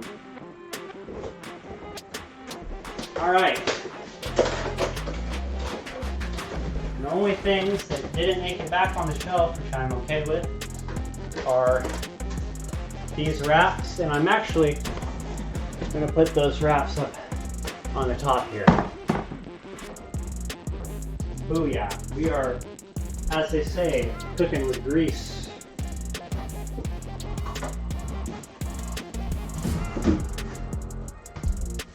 Alright, and then a mystery bag of something, we'll just put that there. Brewed less sauce, soy sauce. Should be able to have that fit. Yes, right in there. Wonderful.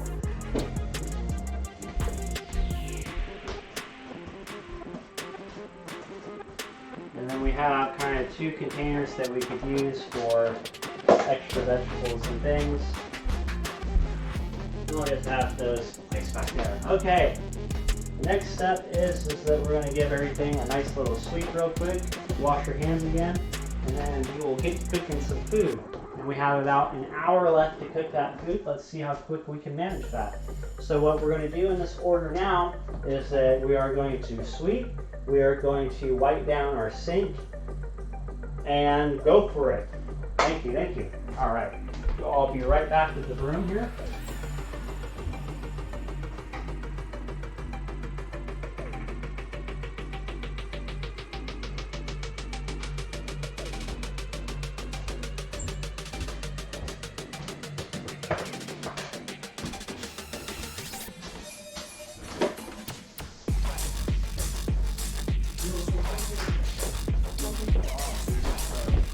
Let me get that real quick.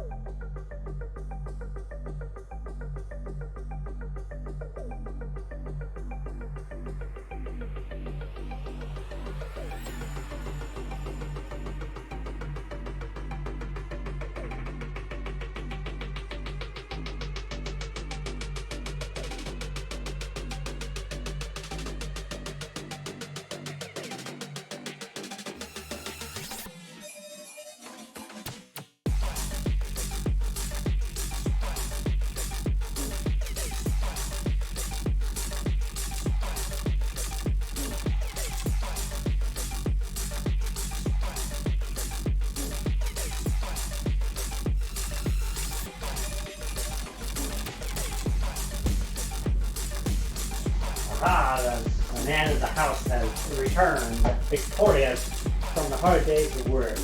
Perfect timing too, because we're right about to get the food going. So it all works out really well here.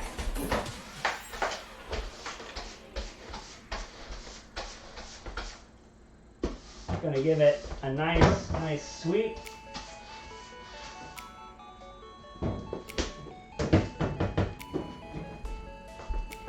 Wonderful.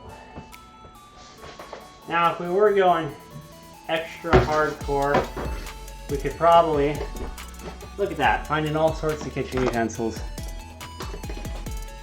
Organize the fridge as well too. Honestly, a little bit of that might happen just by happenstance. We're gonna bust out some food now. We spent a nice little time on our pantry here. We know our pantry from top to bottom. This will make it very easy for when I go to the grocery store. Because I've organized it recently, I already know exactly the state of all my produce.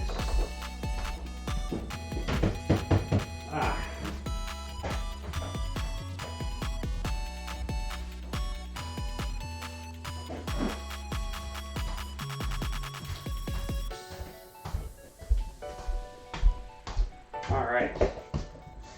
Now I'm also going to make sure to give this can a little extra shake. Because something about recyclables, again, you break them down You also want to make sure that they are clean. So you can only wash clean recyclables. I also like screwing the lid back on. That way it doesn't get lost in the muck, because these are really easy for them to twist off and then throw them to wherever their little plastic recycler is. So I just put the cap back on. Done deal. Alright, we're going to load up the dishwasher here.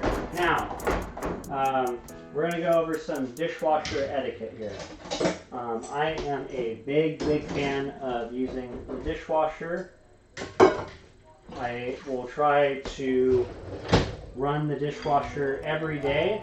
It does the whole washing dishes portion a lot better than I ever could. It washes the dishes with less water than I can wash the dishes with. It washes the dishes at a higher temperature than my hands can stand. All in all, it does a better job than I can. The trick is to run it every day. Now, if you are a bachelor, which no shame if you are, this cooking show is definitely for you.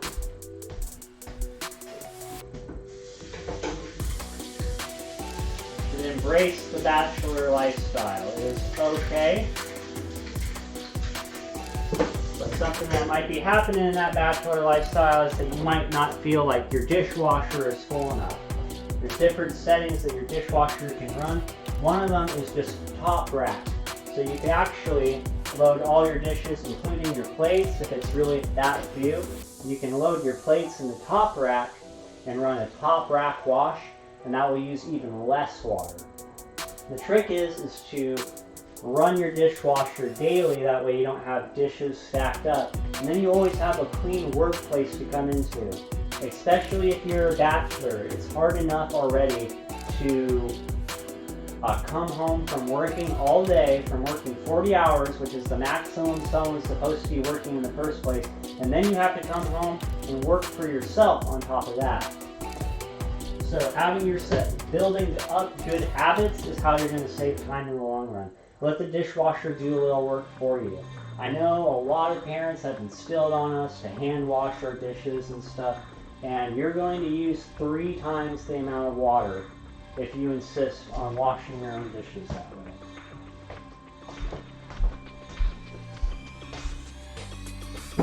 Alright. Now, that I've said that, there's some things that you should avoid putting in the dishwasher. One of the things that I just clean on the spot is my cheese graters, any knives, and then things like special utilities, things like this, like cheese planes. And the reason for this is that because that soap that the dishwasher is using is really strong, really abrasive, and it's actually going to dull any of the blades. So those knives, the edges of your cheese graters and such, all those will dull quicker over time in the dishwasher. As far as ceramic sets go and pots and pans,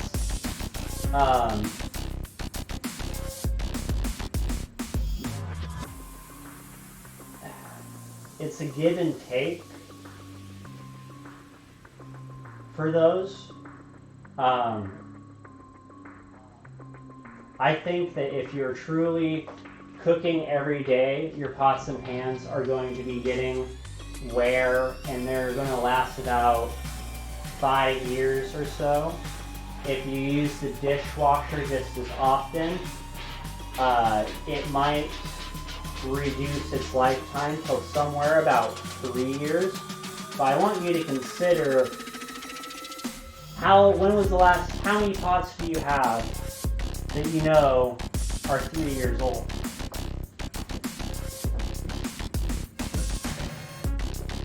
Just take that into consideration.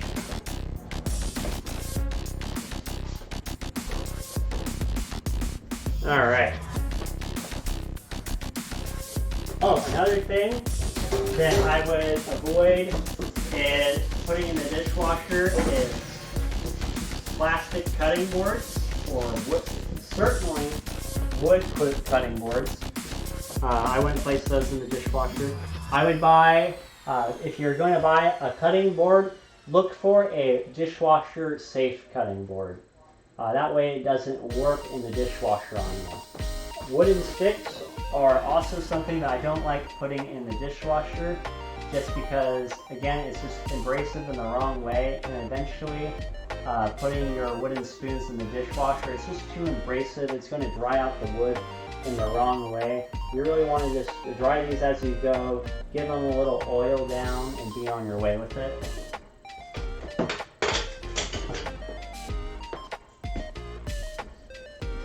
All right.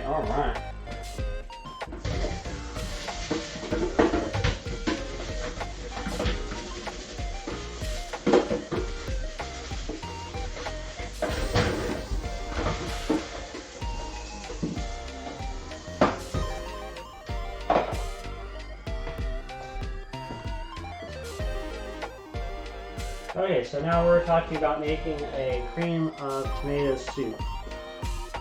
A little bit of garlic bread. Yes. Alright, let's pop open our fridge here.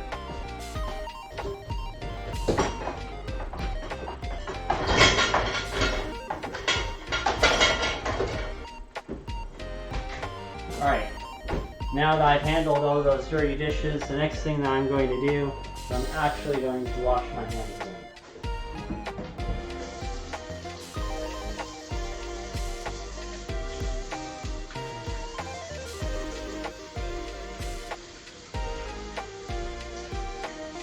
Give it a nice 20 seconds.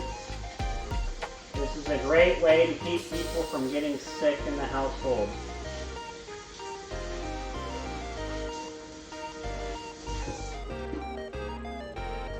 People, I know there's a lot of apocalyptic movies out there, but what I don't notice them emphasizing in any of those movies is the lack of soap. I feel like soap is something that could disappear from our lives if things went a little sideways. And that would greatly impact society's health. Wash your hands. Okay, so let's open up the refrigerator here and see what we're working with.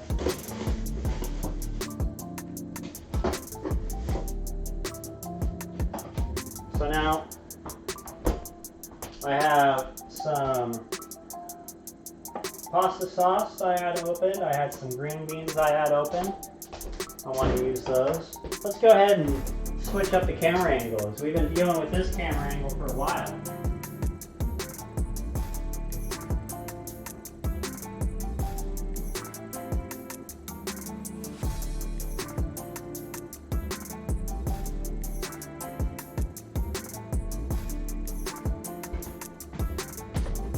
Alright, how's that looking? Pretty good. I think I can even face green beans, coffee. Wonderful. Okay. We know we found these potatoes, so we definitely want to use those today.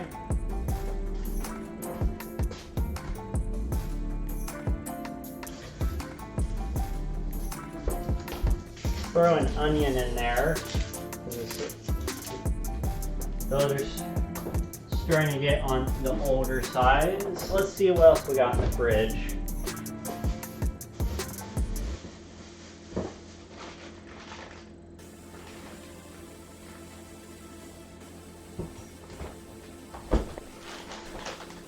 Unfortunately, we won't be able to use these carrots. That would have been a nice addition. See some broccoli. Ah!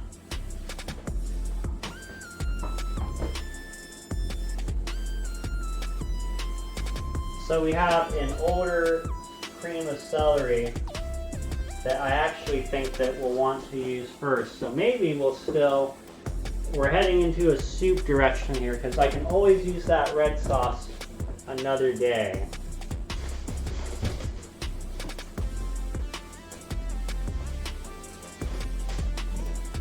Alright, another thing, since we're going for a soup, you can pretty much throw whatever you want into a soup and call it a stew. Let's take a look at this lettuce here. This lettuce lasted really, really well. It looks like even a couple pieces got used. We're going to go ahead and make sure, we're going to go ahead and just chop up all this lettuce and throw it into our recipe. So we're going to go ahead and remove the pasta sauce. However, we are going to put a lid on this.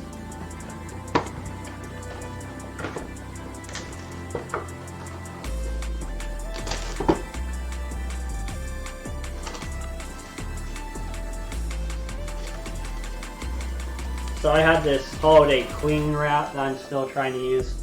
So I wouldn't usually wrap it like that. Usually you could just use the top and it'd be fine. Alright, get that back up there. Let's see what else we can raid out of the fridge here.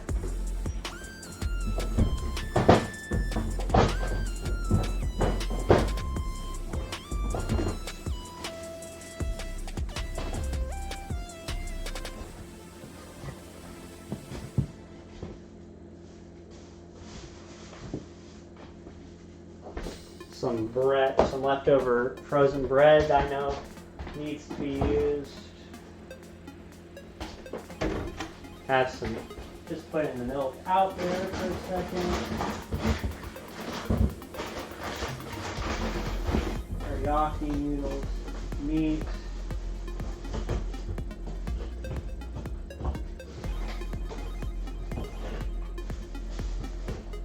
Salads, cheese.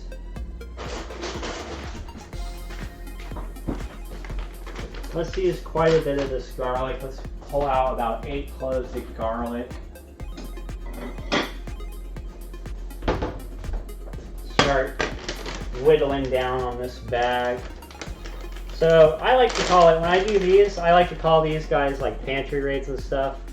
That is a lot more than just 8 cloves of garlic, but we're going to make a big soup for everybody.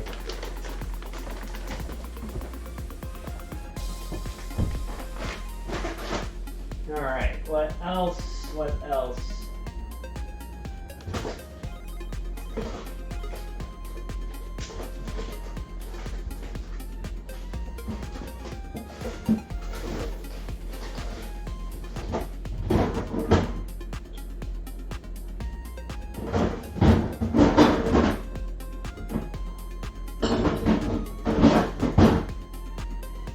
Okay, I think we're looking pretty saucy here. No milk needed. Where did that milk come from?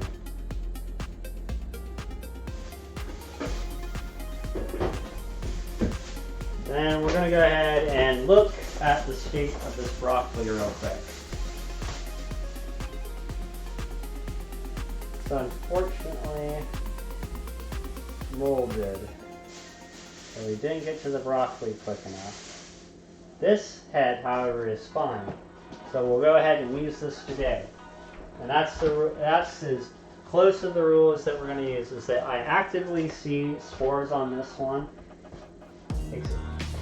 Except this, it's not, so you gotta be really careful, because bread specifically, if you see mold on bread, it's a done deal, because it's coming from the inside of the bread and it's forming all the way onto the outside.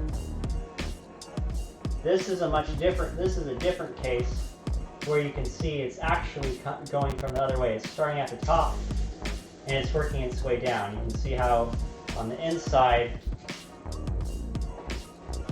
the yellow is coming from the top and it's going down to the bottom.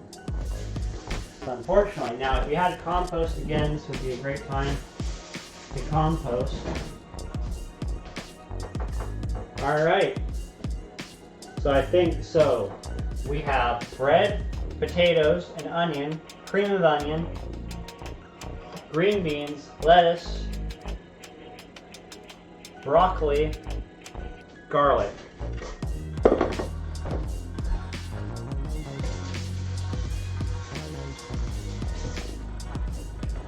Now let's do one last thing. What I like to do is that I like to take at the look of index and a cookbook. Now, a lot of us have practiced when you go and you're looking stuff online where a lot of our search terms are the same as the index terms. So something that I'm going to look for, so I already had vegetables up.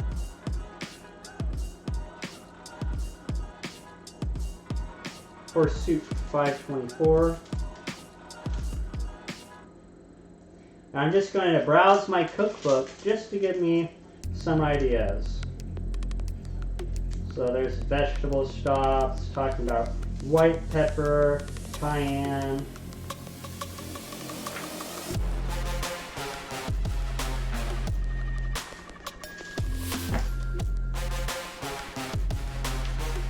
There's stews.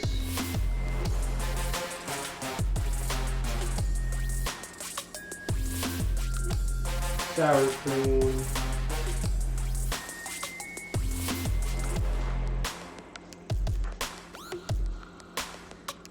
So I'll browse through the index real quick, kind of looking for those ingredients, broccoli, garlic, etc.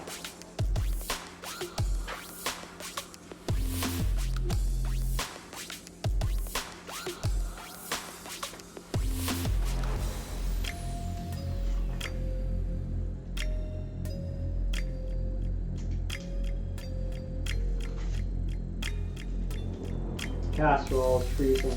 So I'm on the vegetables. So for the index on this case, I didn't look up broccoli, I didn't look up garlic, I looked up vegetables, and now it has an organized list. The soup blenders, stewing, stir frying, stock making, meals and cannings. So now I'm not really finding the answers that I wanted in an index. So I'm going to open up the front of the book, and we're going to go to the table of contents. You want to know if you have a good cookbook, it should have a table of contents and it should have an index.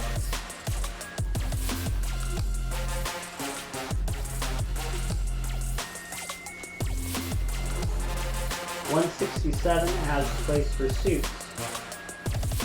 Now, this is where I was just talking about indexing and how our search terms very much match the index. Now, however, this is where the book is going to bring you power, because now I'm just looking up all these soup recipes, and it's just giving me, each page is going to be a different soup recipe. I'm not going to have, 7 different links that have the same top 10 recipes. And recipes are really annoying actually to find through search engines, because the way search engines work is that it has to be unique. And what is ununique about a good recipe is that it stays the same. So people make a bunch of unnecessary tweaks to the recipes just so it'll have a higher index rating on the search forums. So it's really annoying at the end of the day to try to find any cooking recipes. You can find cookbooks for free, or you can find cookbooks for $1. Go to your local look for your local stores. They are bound to have 1 or 2 old cookbooks. Pick it up, because this cookbook isn't going to last a lifetime for me. It's going to get dirty. I'm sure something is going to fall on it. I'm sure I'm going to spill something on it one day. It's actually already gotten a couple finger marks on it, probably from my mad dash on my last stream to try to figure out what to do. Couldn't find the recipe I was looking for.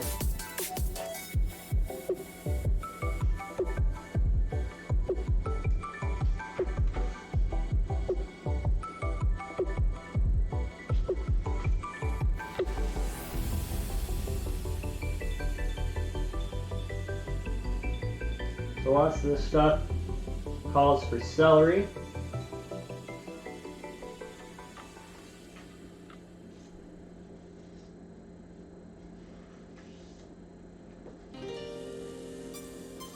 I'm probably going to have to find a stew recipe. Here's a potato.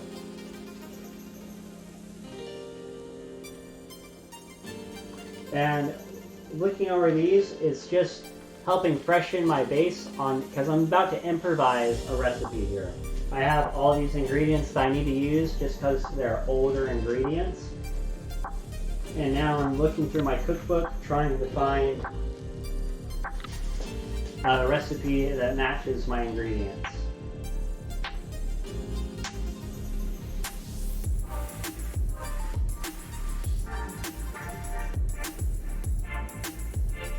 Here we go.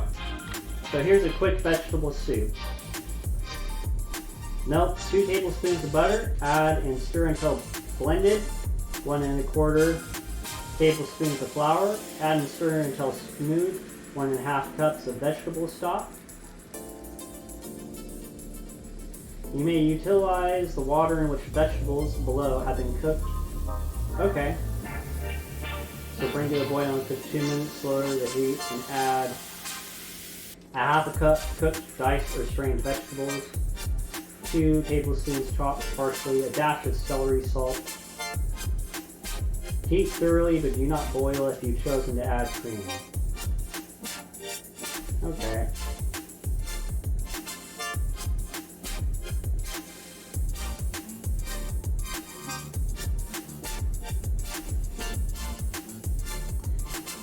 So we're going to have because we are using a cream of mushroom, we don't have to worry about making a really delicate vegetable stock. And in fact, I encourage you to not get hung up about having a vegetable stock because we have all the seasons and salts of it in the world available to us at this point. Okay, so let's go ahead and get this stuff prepared.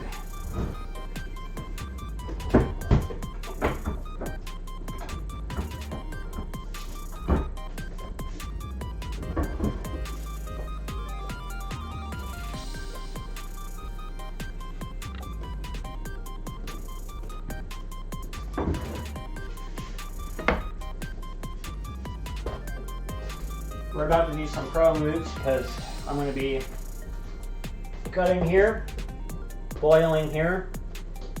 It's one of those things where if you are new to cooking, there's some examples that you can't follow. Like, don't leave the kitchen if you're cooking food, because that's how you overboil things, how you set off smoke alarms, how you set stuff on fire. You have to have respect. Where some of the things that I get away from are because of years and years of experience, and also just other abilities that I've picked up. Like, part of cooking is listening. So I can be over by my computer dicking around with my brother, to be honest with you, and then remember, because I can remember, oh yeah, that's right, I had the burner on. Just because because it was my job for so many years to be listening to that. It's just ingrained in me. It's not necessarily something that you can pick up just by cooking at home.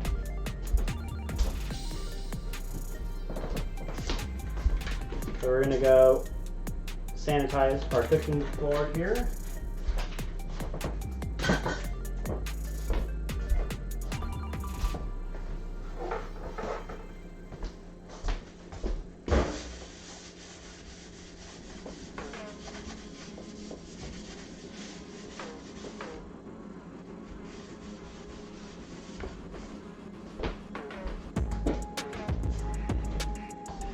Alright, we're going to go ahead and give each one of these a wash.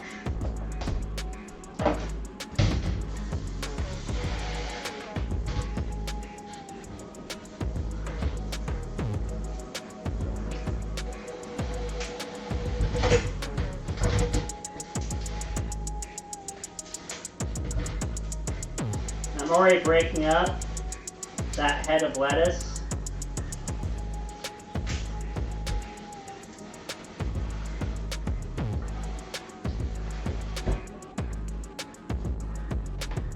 Now, if I were,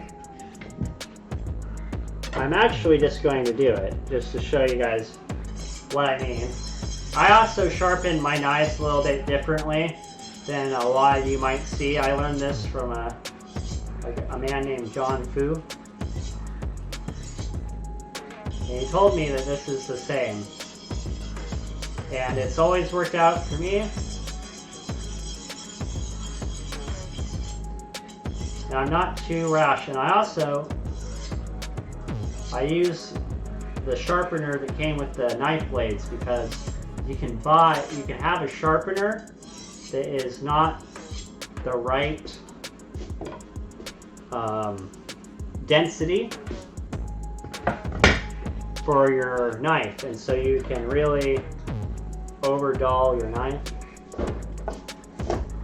So just cutting off the root end on that. I'm going to throw this into the stock and I'll just fish it out when I'm done. So we have that up.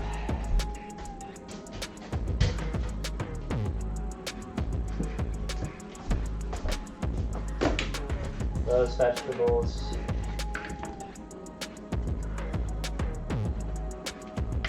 Next we'll wash out our lettuce here.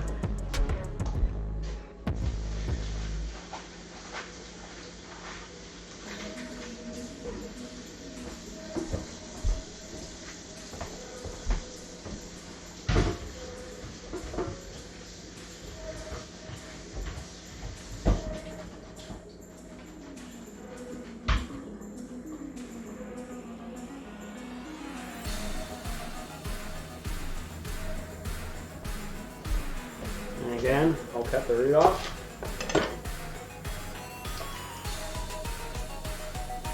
Throw that in.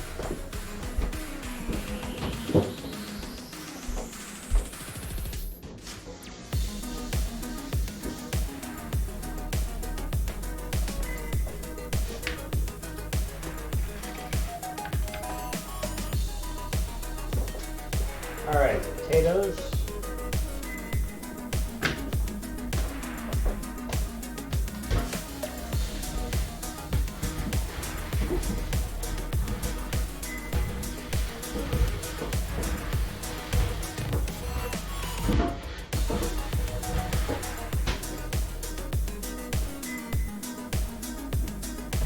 Now you can have this a little chunky if you want. I am going to be really cutting these up more, the broccoli that is, and I am still going to use an immersion blender. And I try not to use too many fancy kitchen tools. I've done a little research for people on immersion blenders. I did buy a more expensive immersion blender. By all means, don't do that. You can find one for $20 or $30. If you are new to cooking, I really recommend you buy maybe a $35 one would be a good price range. Look for something that is easy to clean. I'll show you what an immersion blender is since I'm talking about it right now.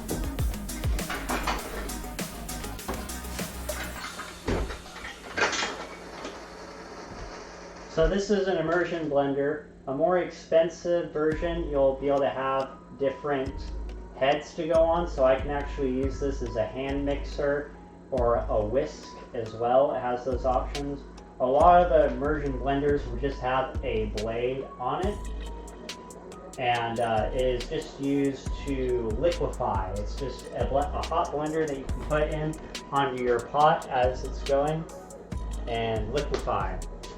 Now, your other option is that you don't need to immediately go to an immersion blender. You can actually just use a regular blender.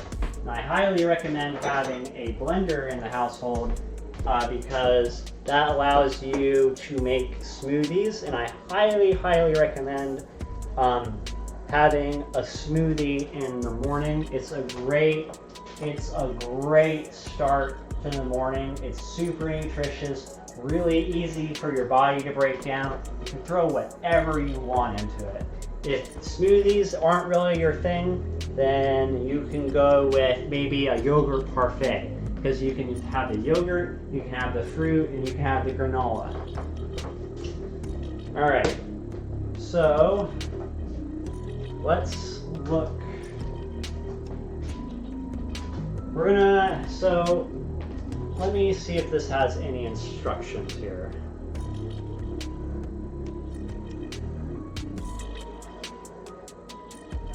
So this is a condensed soup on its own. So this by itself is just a soup on its own. And I want to use the rest of it today. Let's see.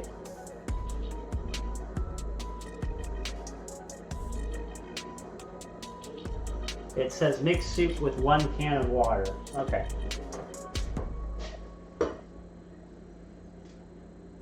So we're going to put in 2 cups of water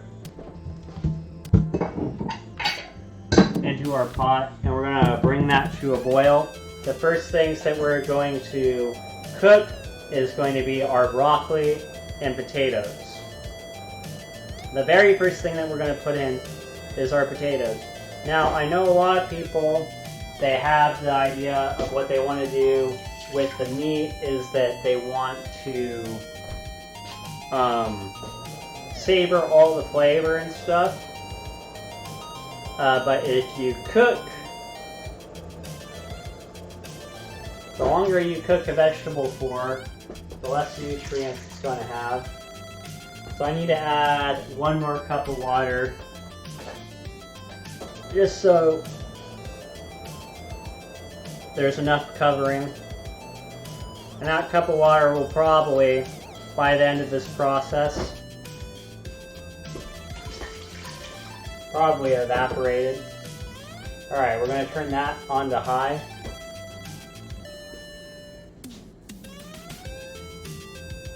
And I got the time.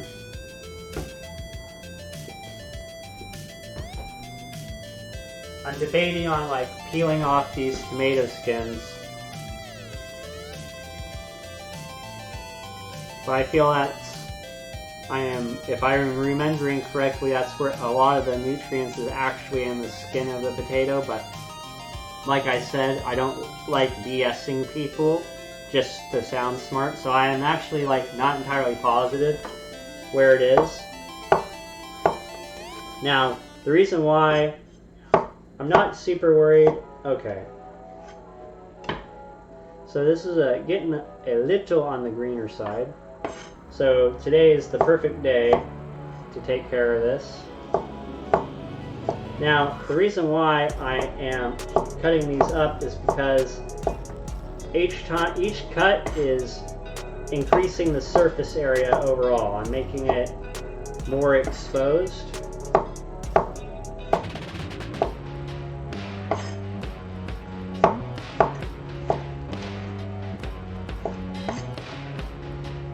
So it will cook quicker this way. I already have my water coming to a boil,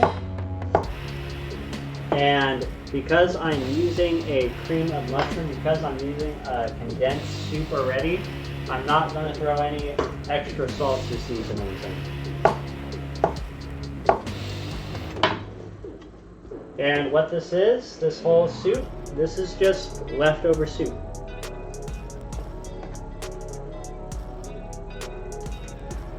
So that will start coming to the heat. And again, with your vegetables, it's very much similar to cutting meat. You can remove any blemishes, anything that's not supposed to be there. Move it off to the side. Only keep the good stuff. And then I'm really going to cut up this stem, because this stem here is probably the only part that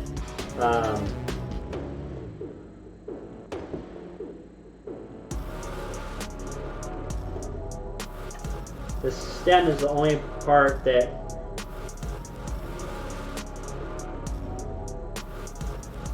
I haven't seen it like this before. So what I'm looking at here is that there's actually browning on the bottom of the stem, and then there's also this. And I don't need to introduce that to the food. You know, just chunk it. Like the world's not perfect. You know, there's gonna be imperfections in the food, but a lot of it is still good.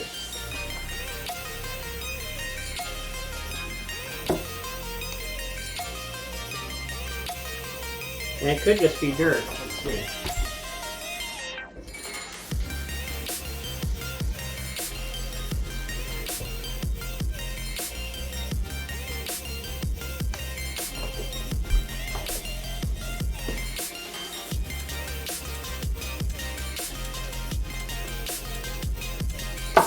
And because I'm working with leftovers, I'm already trying to reduce everything that I'm using. So be picky, by all means. You saw me, I looked at that, I'm like, no, not that one, no, not that one. Be picky. You know, this is how your food's going to taste good, is by you being picky for these parts. Because most of this is still good. You know, most people would have thrown that whole bag away. And in the restaurant, it's the part of the kitchen manager's job is to make sure that the average cook shouldn't be doing this. While I'm doing these steps here, this is for home cooking. Professional cooking, I have a whole different standard for on how things are supposed to be run. Because this is you at home cooking for yourself. You're able to make your own mistakes. But don't bring other people's lives that are trusting you to feed them. Don't make silly decisions for them.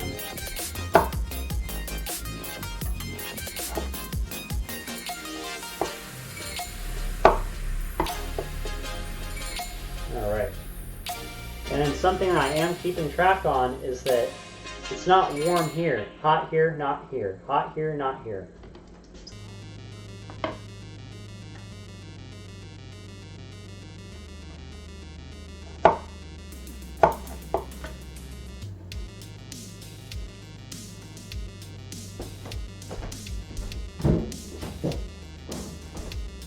Where I'm at on my cooking journey is I'm personally trying to get, I took a step back from cooking and I actually started gardening a whole lot. And then we're going to just throw these, we'll fish them out. That's just gonna get all the nutrients out of that stem. It might just evaporate off in this case, but this will help, you know, make a soup stock. This is just more of an example of what you do to be making a soup stock.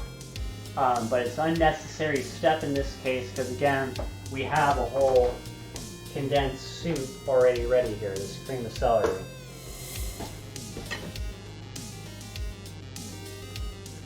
Now, something I want you to take note is that so this, I cooked the stuff that'll take longer to cook through, so the broccoli is going to take a little bit longer to cook through. The potatoes are going to take a little bit longer to cook through. One of the things I didn't cook right away, or one of the things I didn't cut right away was the onion. Because on the cutting board, after you cut an onion, everything's going to taste like onion. So I'm actually going to pull this back over the lip.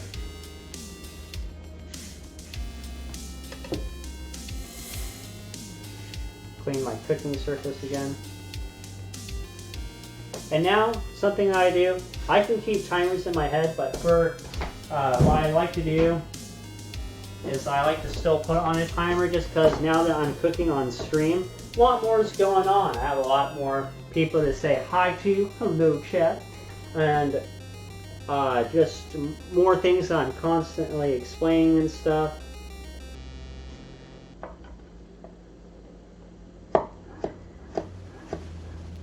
And then something here with the garlic.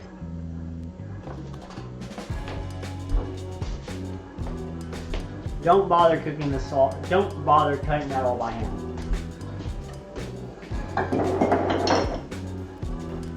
Like, if you have a food processor or immersion blender, throw it in there and be done with it.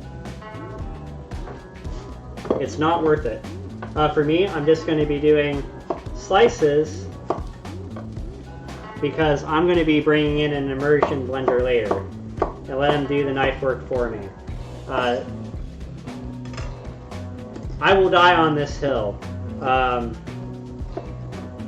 Having knife skills will let you be able to cook anywhere, but you're not trying to cook anywhere, you're just trying to cook in your home. And you do not need to prove it to yourself. If you want to practice your knife skills, by all means, mince some garlic, but trust me, it's not what it's all cracked up to be. You can even buy that stuff pre-minced already. Save yourself some time and just use a food processor.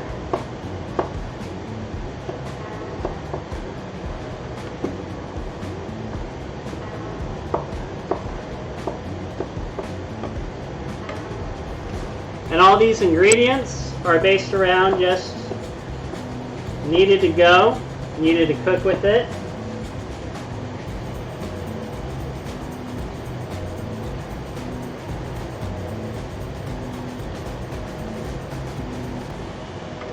Right, I said I was going to start a timer. So I'm going to just start a timer for 10 minutes. And this is just to help keep track to make sure that I'm not overcooking these vegetables. A big beginner mistake that you can make is actually cooking your vegetables for too long. There's a lot of nutrient loss that can happen.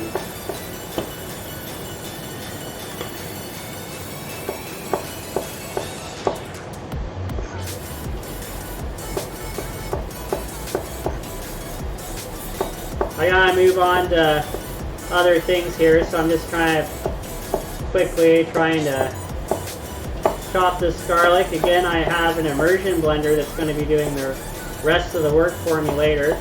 Notice, if you can, on the cutting board how I don't have my thumbs exposed. I'm using my finger as a guide to cut that.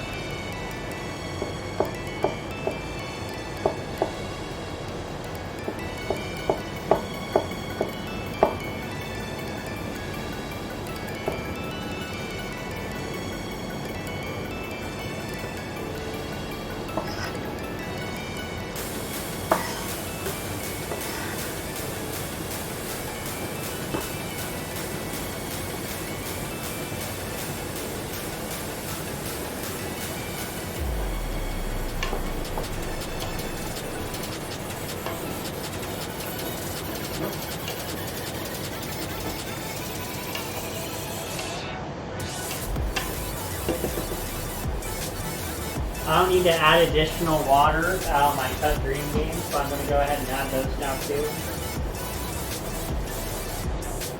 What I'm doing here is I'm helping save myself a bit of time. As it comes to the temperature that I'll want, I'll be ready to add in another ingredient, and this will help bring the temperature down and then keep on cooking things as evenly as possible and such.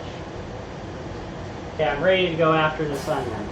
Now what I'm going to do with this onion is I'm actually going to cut it on a whole separate cutting board real quick, just the first two cuts.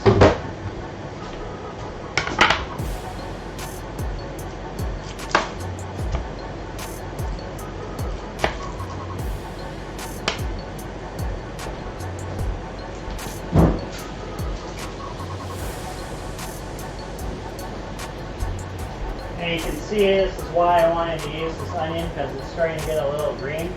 And in this case, it actually has, normally I see the green coming from this way up.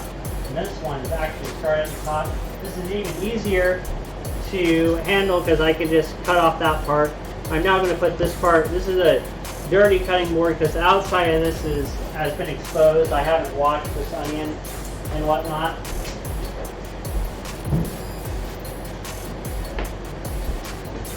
Now I'm going to remove this cutting board. I'm going to give my hands a quick wash. Never wash your hands enough in the kitchen. Now also, like, I just cut up a bunch of garlic and other stuff too, so my hands are starting to get a little nar there. Little nar. Like I said, clean as you go, sign of a pro. We're going to go ahead and take out that green. That green is very pervasive through it. We're going to go ahead and do a little bit of the fancy chop here. Interesting. So it did kind of actually go the way through. It's just not exposed at the root. I don't normally see it happen like that. It's just a little cool little thing.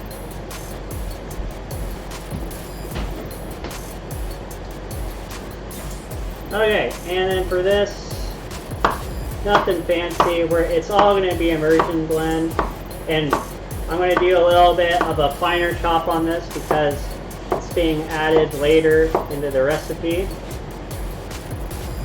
So it needs to cook quicker.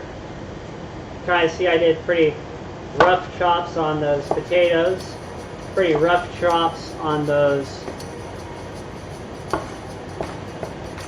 Making sure my cutting board isn't getting warmed up. It's not. Pretty rough chops on the broccoli.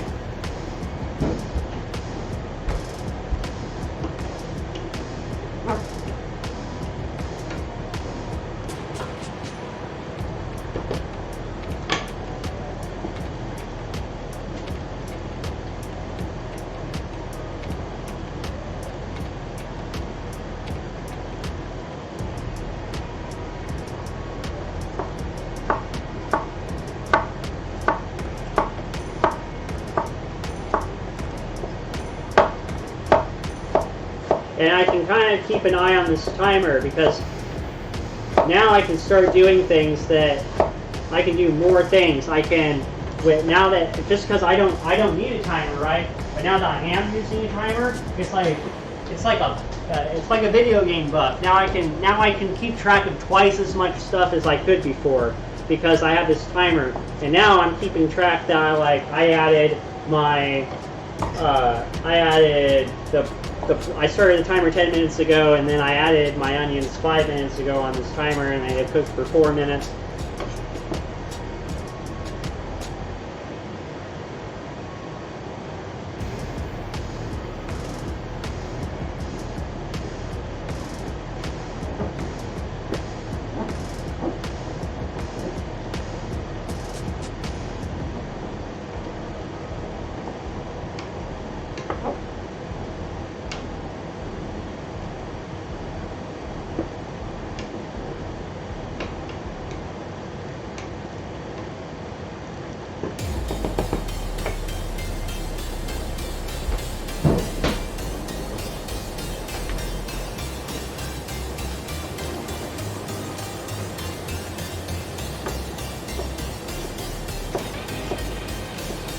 Last that we're going to add is our lettuce because this is definitely, there's not a ton of nutrients in this lettuce to begin with. And so we want to cook it the least because it's still going to cook off those nutrients. Don't be afraid to get a little bit into the root here. It's going to get an immersion blend.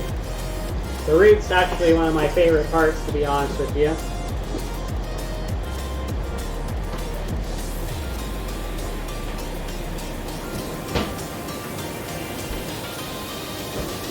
Alright, now we're going to go ahead and fish out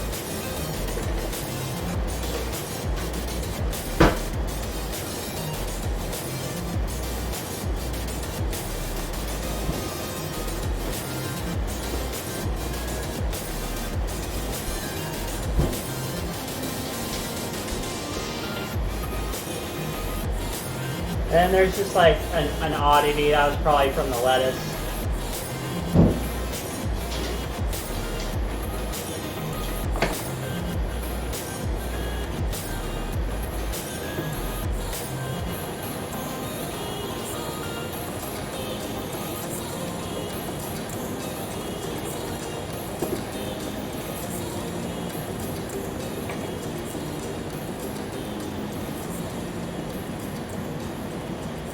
Alright, we're going to go ahead and add our cream of onion soup. like using a little ceramic spatula, or not ceramic, rubber spatula. That way you really get all that goodness out.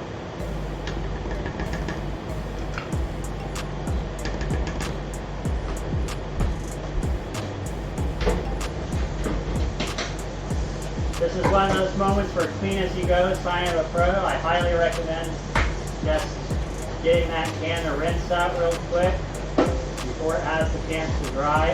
Again, so these cans are really easy to recycle. It's really, really easy to recycle these. Don't be afraid to use these, because when they recycle them, they can actually use a magnet and they can pick all these up. So we should do our part and clean and make sure that they're clean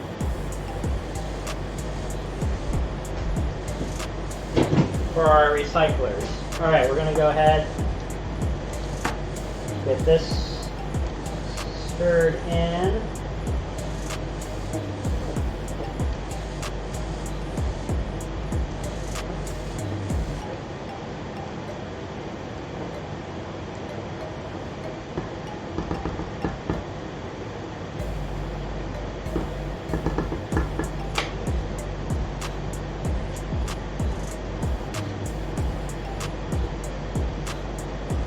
We'll cook in our lettuce, adding a new ingredient in roughly every 5 minutes.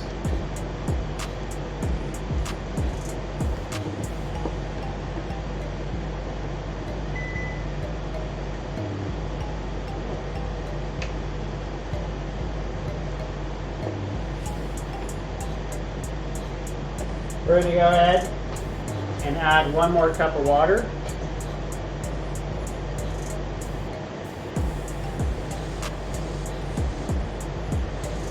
Because we can't have the soup be too thick before we throw an immersion blender in. So the total number of cups of water that we have added has been 4 cups of water total. And we might go up to just 1 more half cup, and I think that will settle the deal there.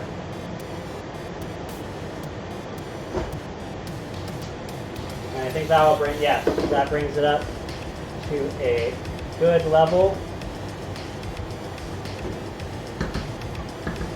Okay, we're going to let that cook for 3 more minutes.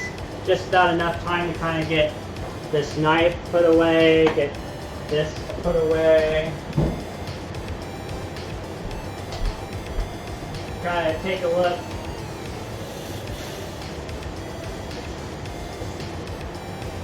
Now I have this garlic bread here, and the reason why I haven't really done anything with it yet is I'm not exactly sure what the soup tastes like just yet.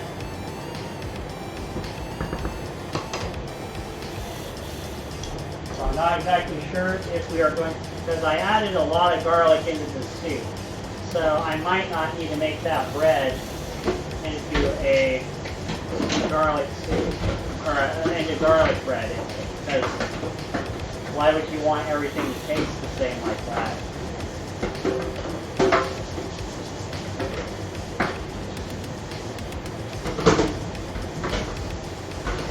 Alright, everything's all washed off. So again, with my knives, I always like to wash those off right away. Again, we are talking about things that we would miss. And kind of like, I know apocalyptic shows are very popular and stuff, but something that you would miss, again, is a sharp knife. And don't bring that karma on you. Just show all your edges, respect your edges. So we have about 1.5 minutes left. We'll go ahead and get this cutting board. So I'm wiping it off, getting that excess water off of it.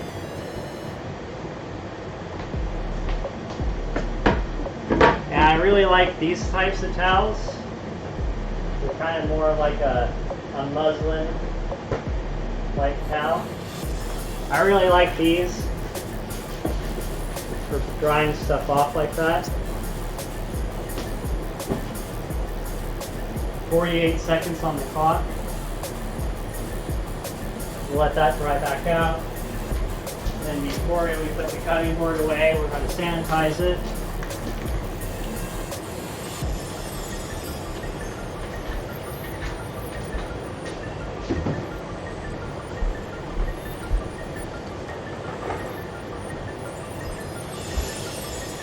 Let's switch up.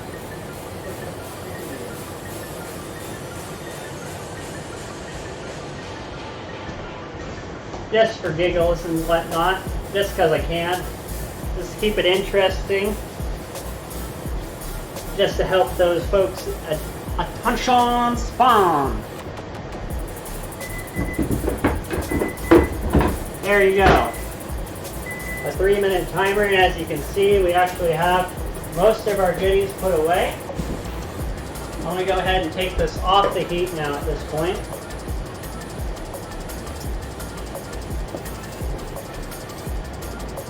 I'm going to do two things.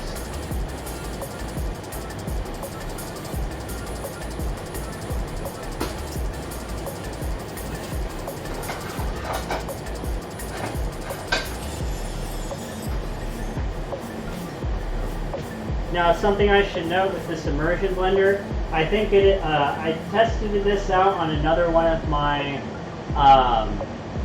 non-stick pans. I do recommend using an immersion blender in a steel pot because you can see that the blade, like this edge, doesn't match this blade.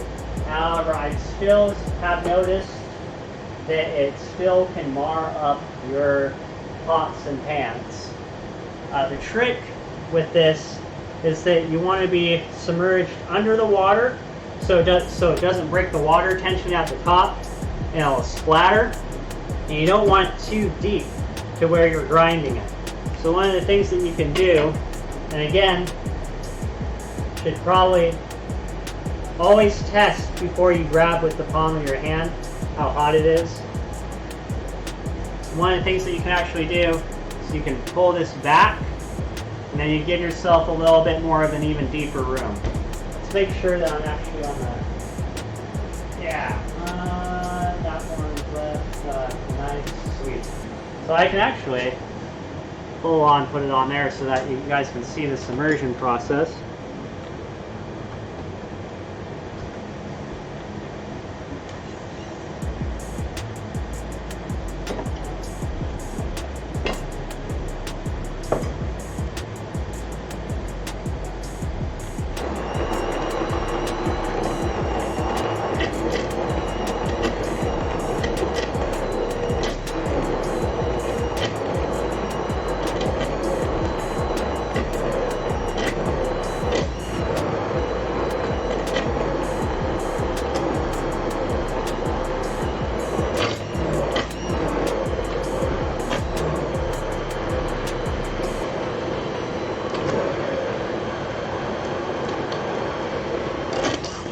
A couple of other things I note again is that time is your enemy when it comes to vegetables.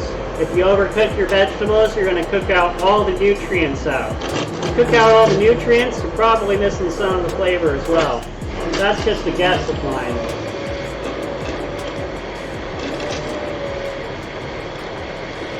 So there's a lot of stuff in here. So I'm giving it a good long immersion because it's not just one thing that I need to liquefy. It's like about 5 different ingredients all together. You can see that there's that darker green, some of that broccoli, some of that lettuce still gives it a nice color, so it's not just one smooth green.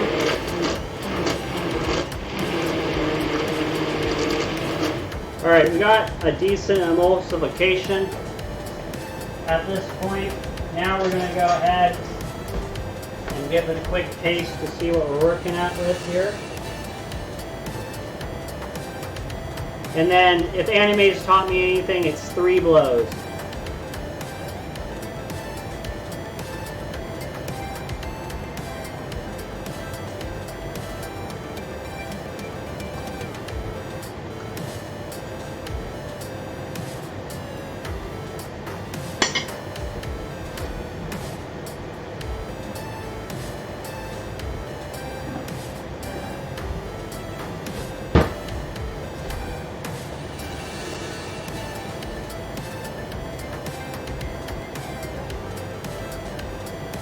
So something that I like to add in for a little bit of color. Oh, that turmeric isn't even open yet.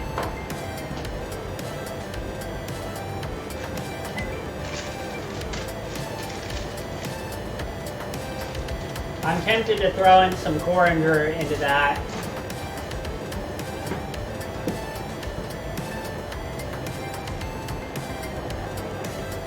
Curry. Thought we had some turmeric already opened up. Ah, here it is.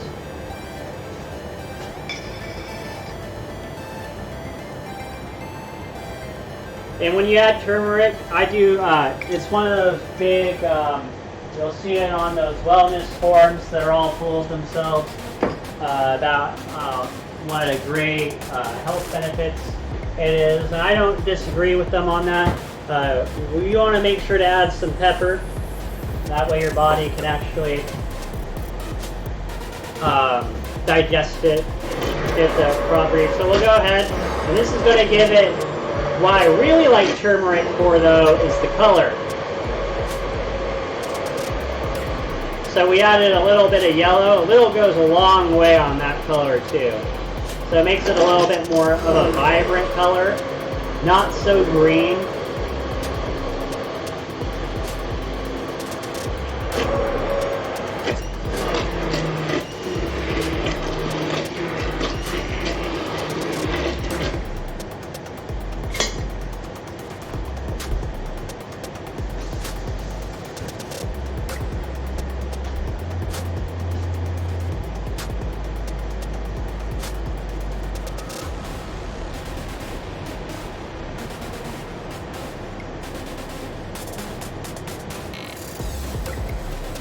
That pepper really helped it. It really helped it out a bit.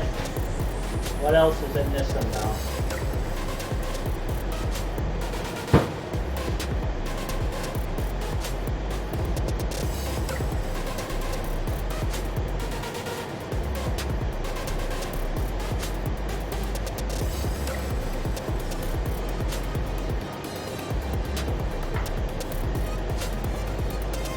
We're going to try the littlest bit of yellow mustard, like 1/8 of a teaspoon. A little of this will go a long way.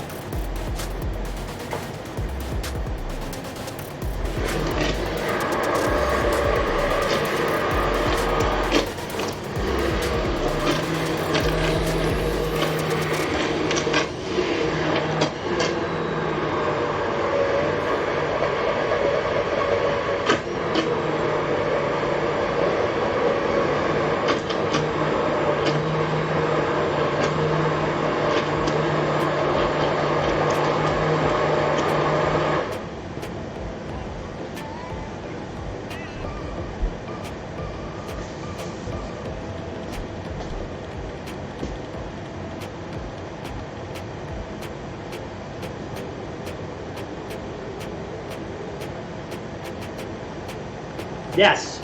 All right, that mustard, so the pepper, you've got that garlic.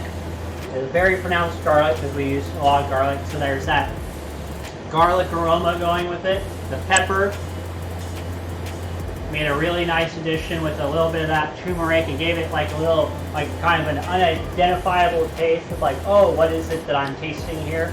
And then adding in that mustard punches it at the end. It's like, haha, you didn't, it doesn't matter what you tasted. Wow, mustard. All right. We're gonna give that one more taste. We're gonna give it 3 tastes total. Because the first taste was a whole new like, what is this? The second taste, but there's different types of recipes. There's recipes that wow you on the first bite. Then there's recipes that will change by the 3rd bite.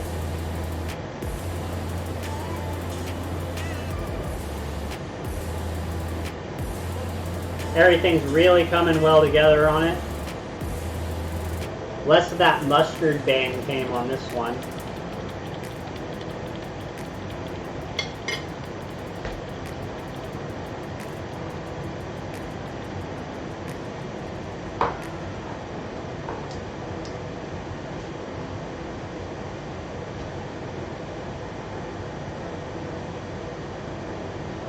we haven't added any salt. I'm just adding it the littlest bit of amount. Just a dash of salt was all I added to that.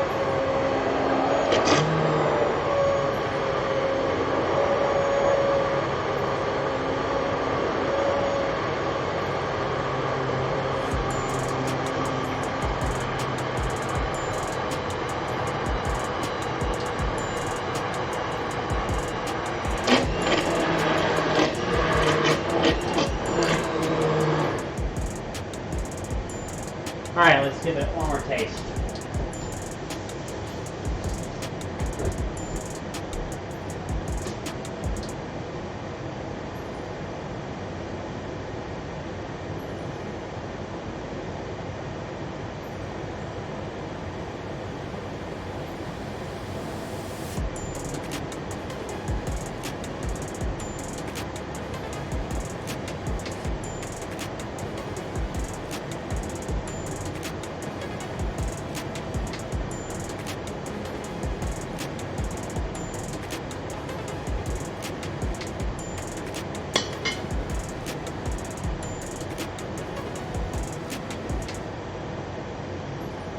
I was right about not wanting to make garlic bread for this because it has a very garlic tone. Like, I'm not trying to overpower the garlic on any of this. I was trying to add a little bit of this and that to help emphasize that taste. And I think we did a good job overall with that. So this bread, I don't need to garlic it, I just need to toast it. And what you do to help make soups go the extra mile is you serve it with bread. Because people could drink back the soup really quick. So throwing in a little bit of the bread when the soup's still really hot gives people something to dip in. Throwing it in with butter. If you're thin like me, you're looking for any extra reason to throw in a few extra calories. Butter is a super calorie dense food that you can throw in, and it'll help stick in your gut. You're able to have butter as a vegetarian. I really emphasize on a vegetarian diet. It's a great way to go because it's not too shocking when I hit in the winter months, like I was talking at the beginning of the broadcast, where I like to have some of my family's dishes, and they are still all meat eaters.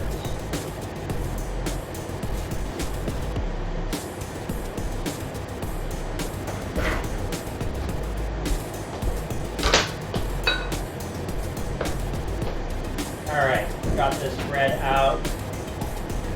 I'm going to go ahead and grab the right knife for the job here. And I'm going to go ahead and cut it in half once. So you see how this cutting board was moving around a whole lot like that? We'll fix it real quick. What you're going to do, again, take one of my paper towels, put it under. You have a much smoother surface now.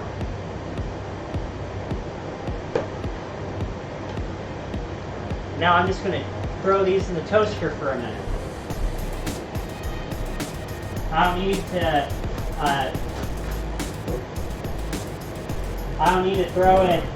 to start an oven up. That would take so much electricity. Don't bother with that. Just use your toaster. Just use your toaster oven.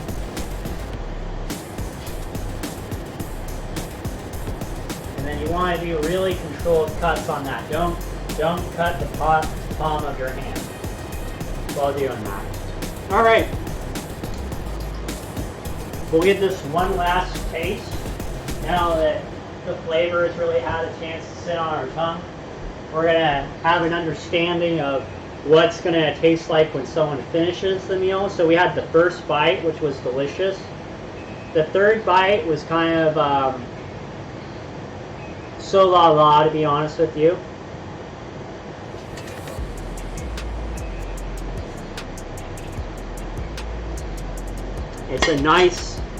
It's a good soup overall. The sensation and the taste definitely comes back in a banger. I do taste that mustard. It does taste like the mustard is becoming more pronounced. So I'm very happy on the limited amount of mustard that we use. That little bit of salt, just a little bit of additional salt, just a little bit, went a long way. The pepper is what changed the dynamic of this the most. All right, let's get this plated up for folks.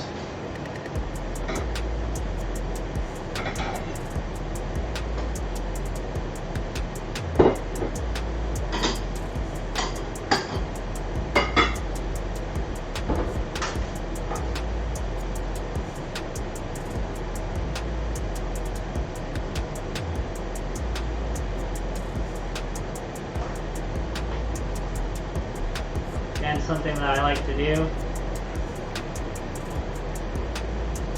I don't know if you guys remember that kindergarten trick where you're supposed to fold it in half and then you fold it in half again.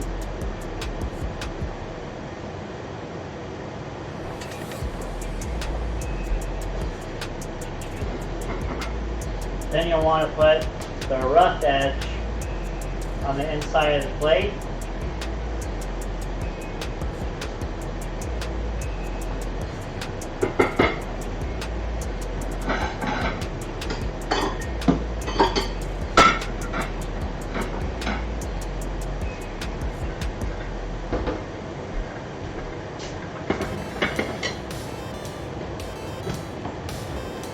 We'll go ahead and give our immersion blender clean. This, out of all the things, I like to wash as soon as possible.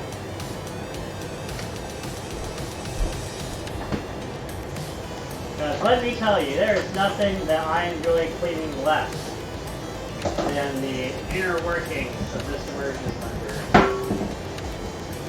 Nothing brings me less joy.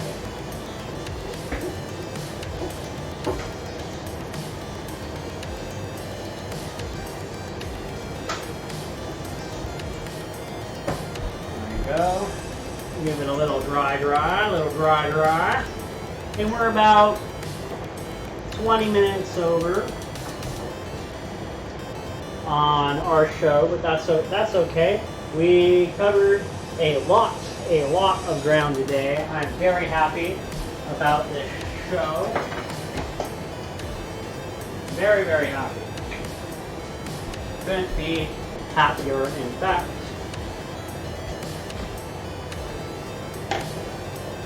Take our next spread.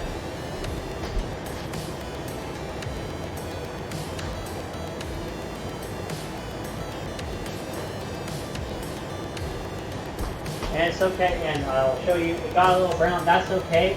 You want this bread, it's a little bit more fragile, it is home style bread. And you want it a little bit dry, toasted and dry. That way it can pick up the flavor.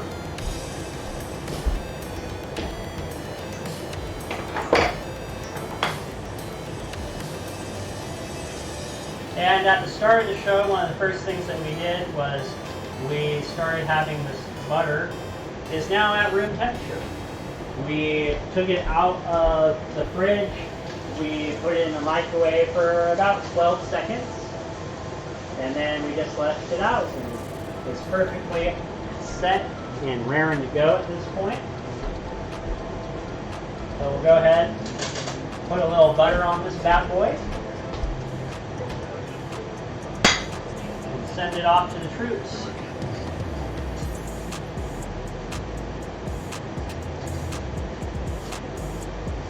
And for this, you want the butter to melt.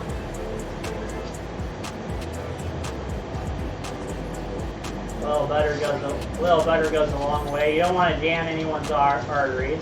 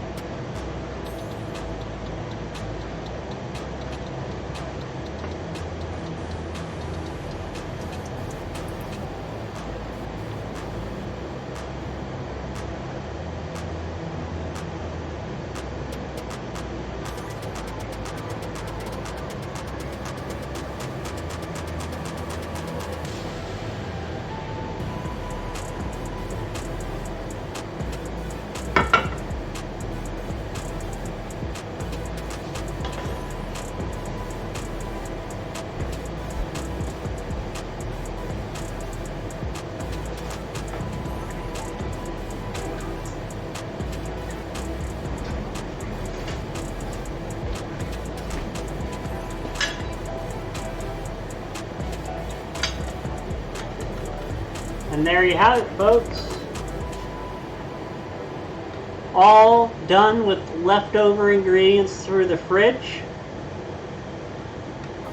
This has been a successful pantry raid, pantry organization.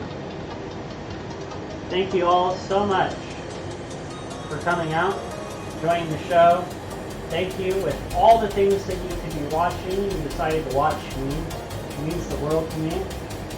I am out to be the best chef in the world. Thank you for supporting me on my journey.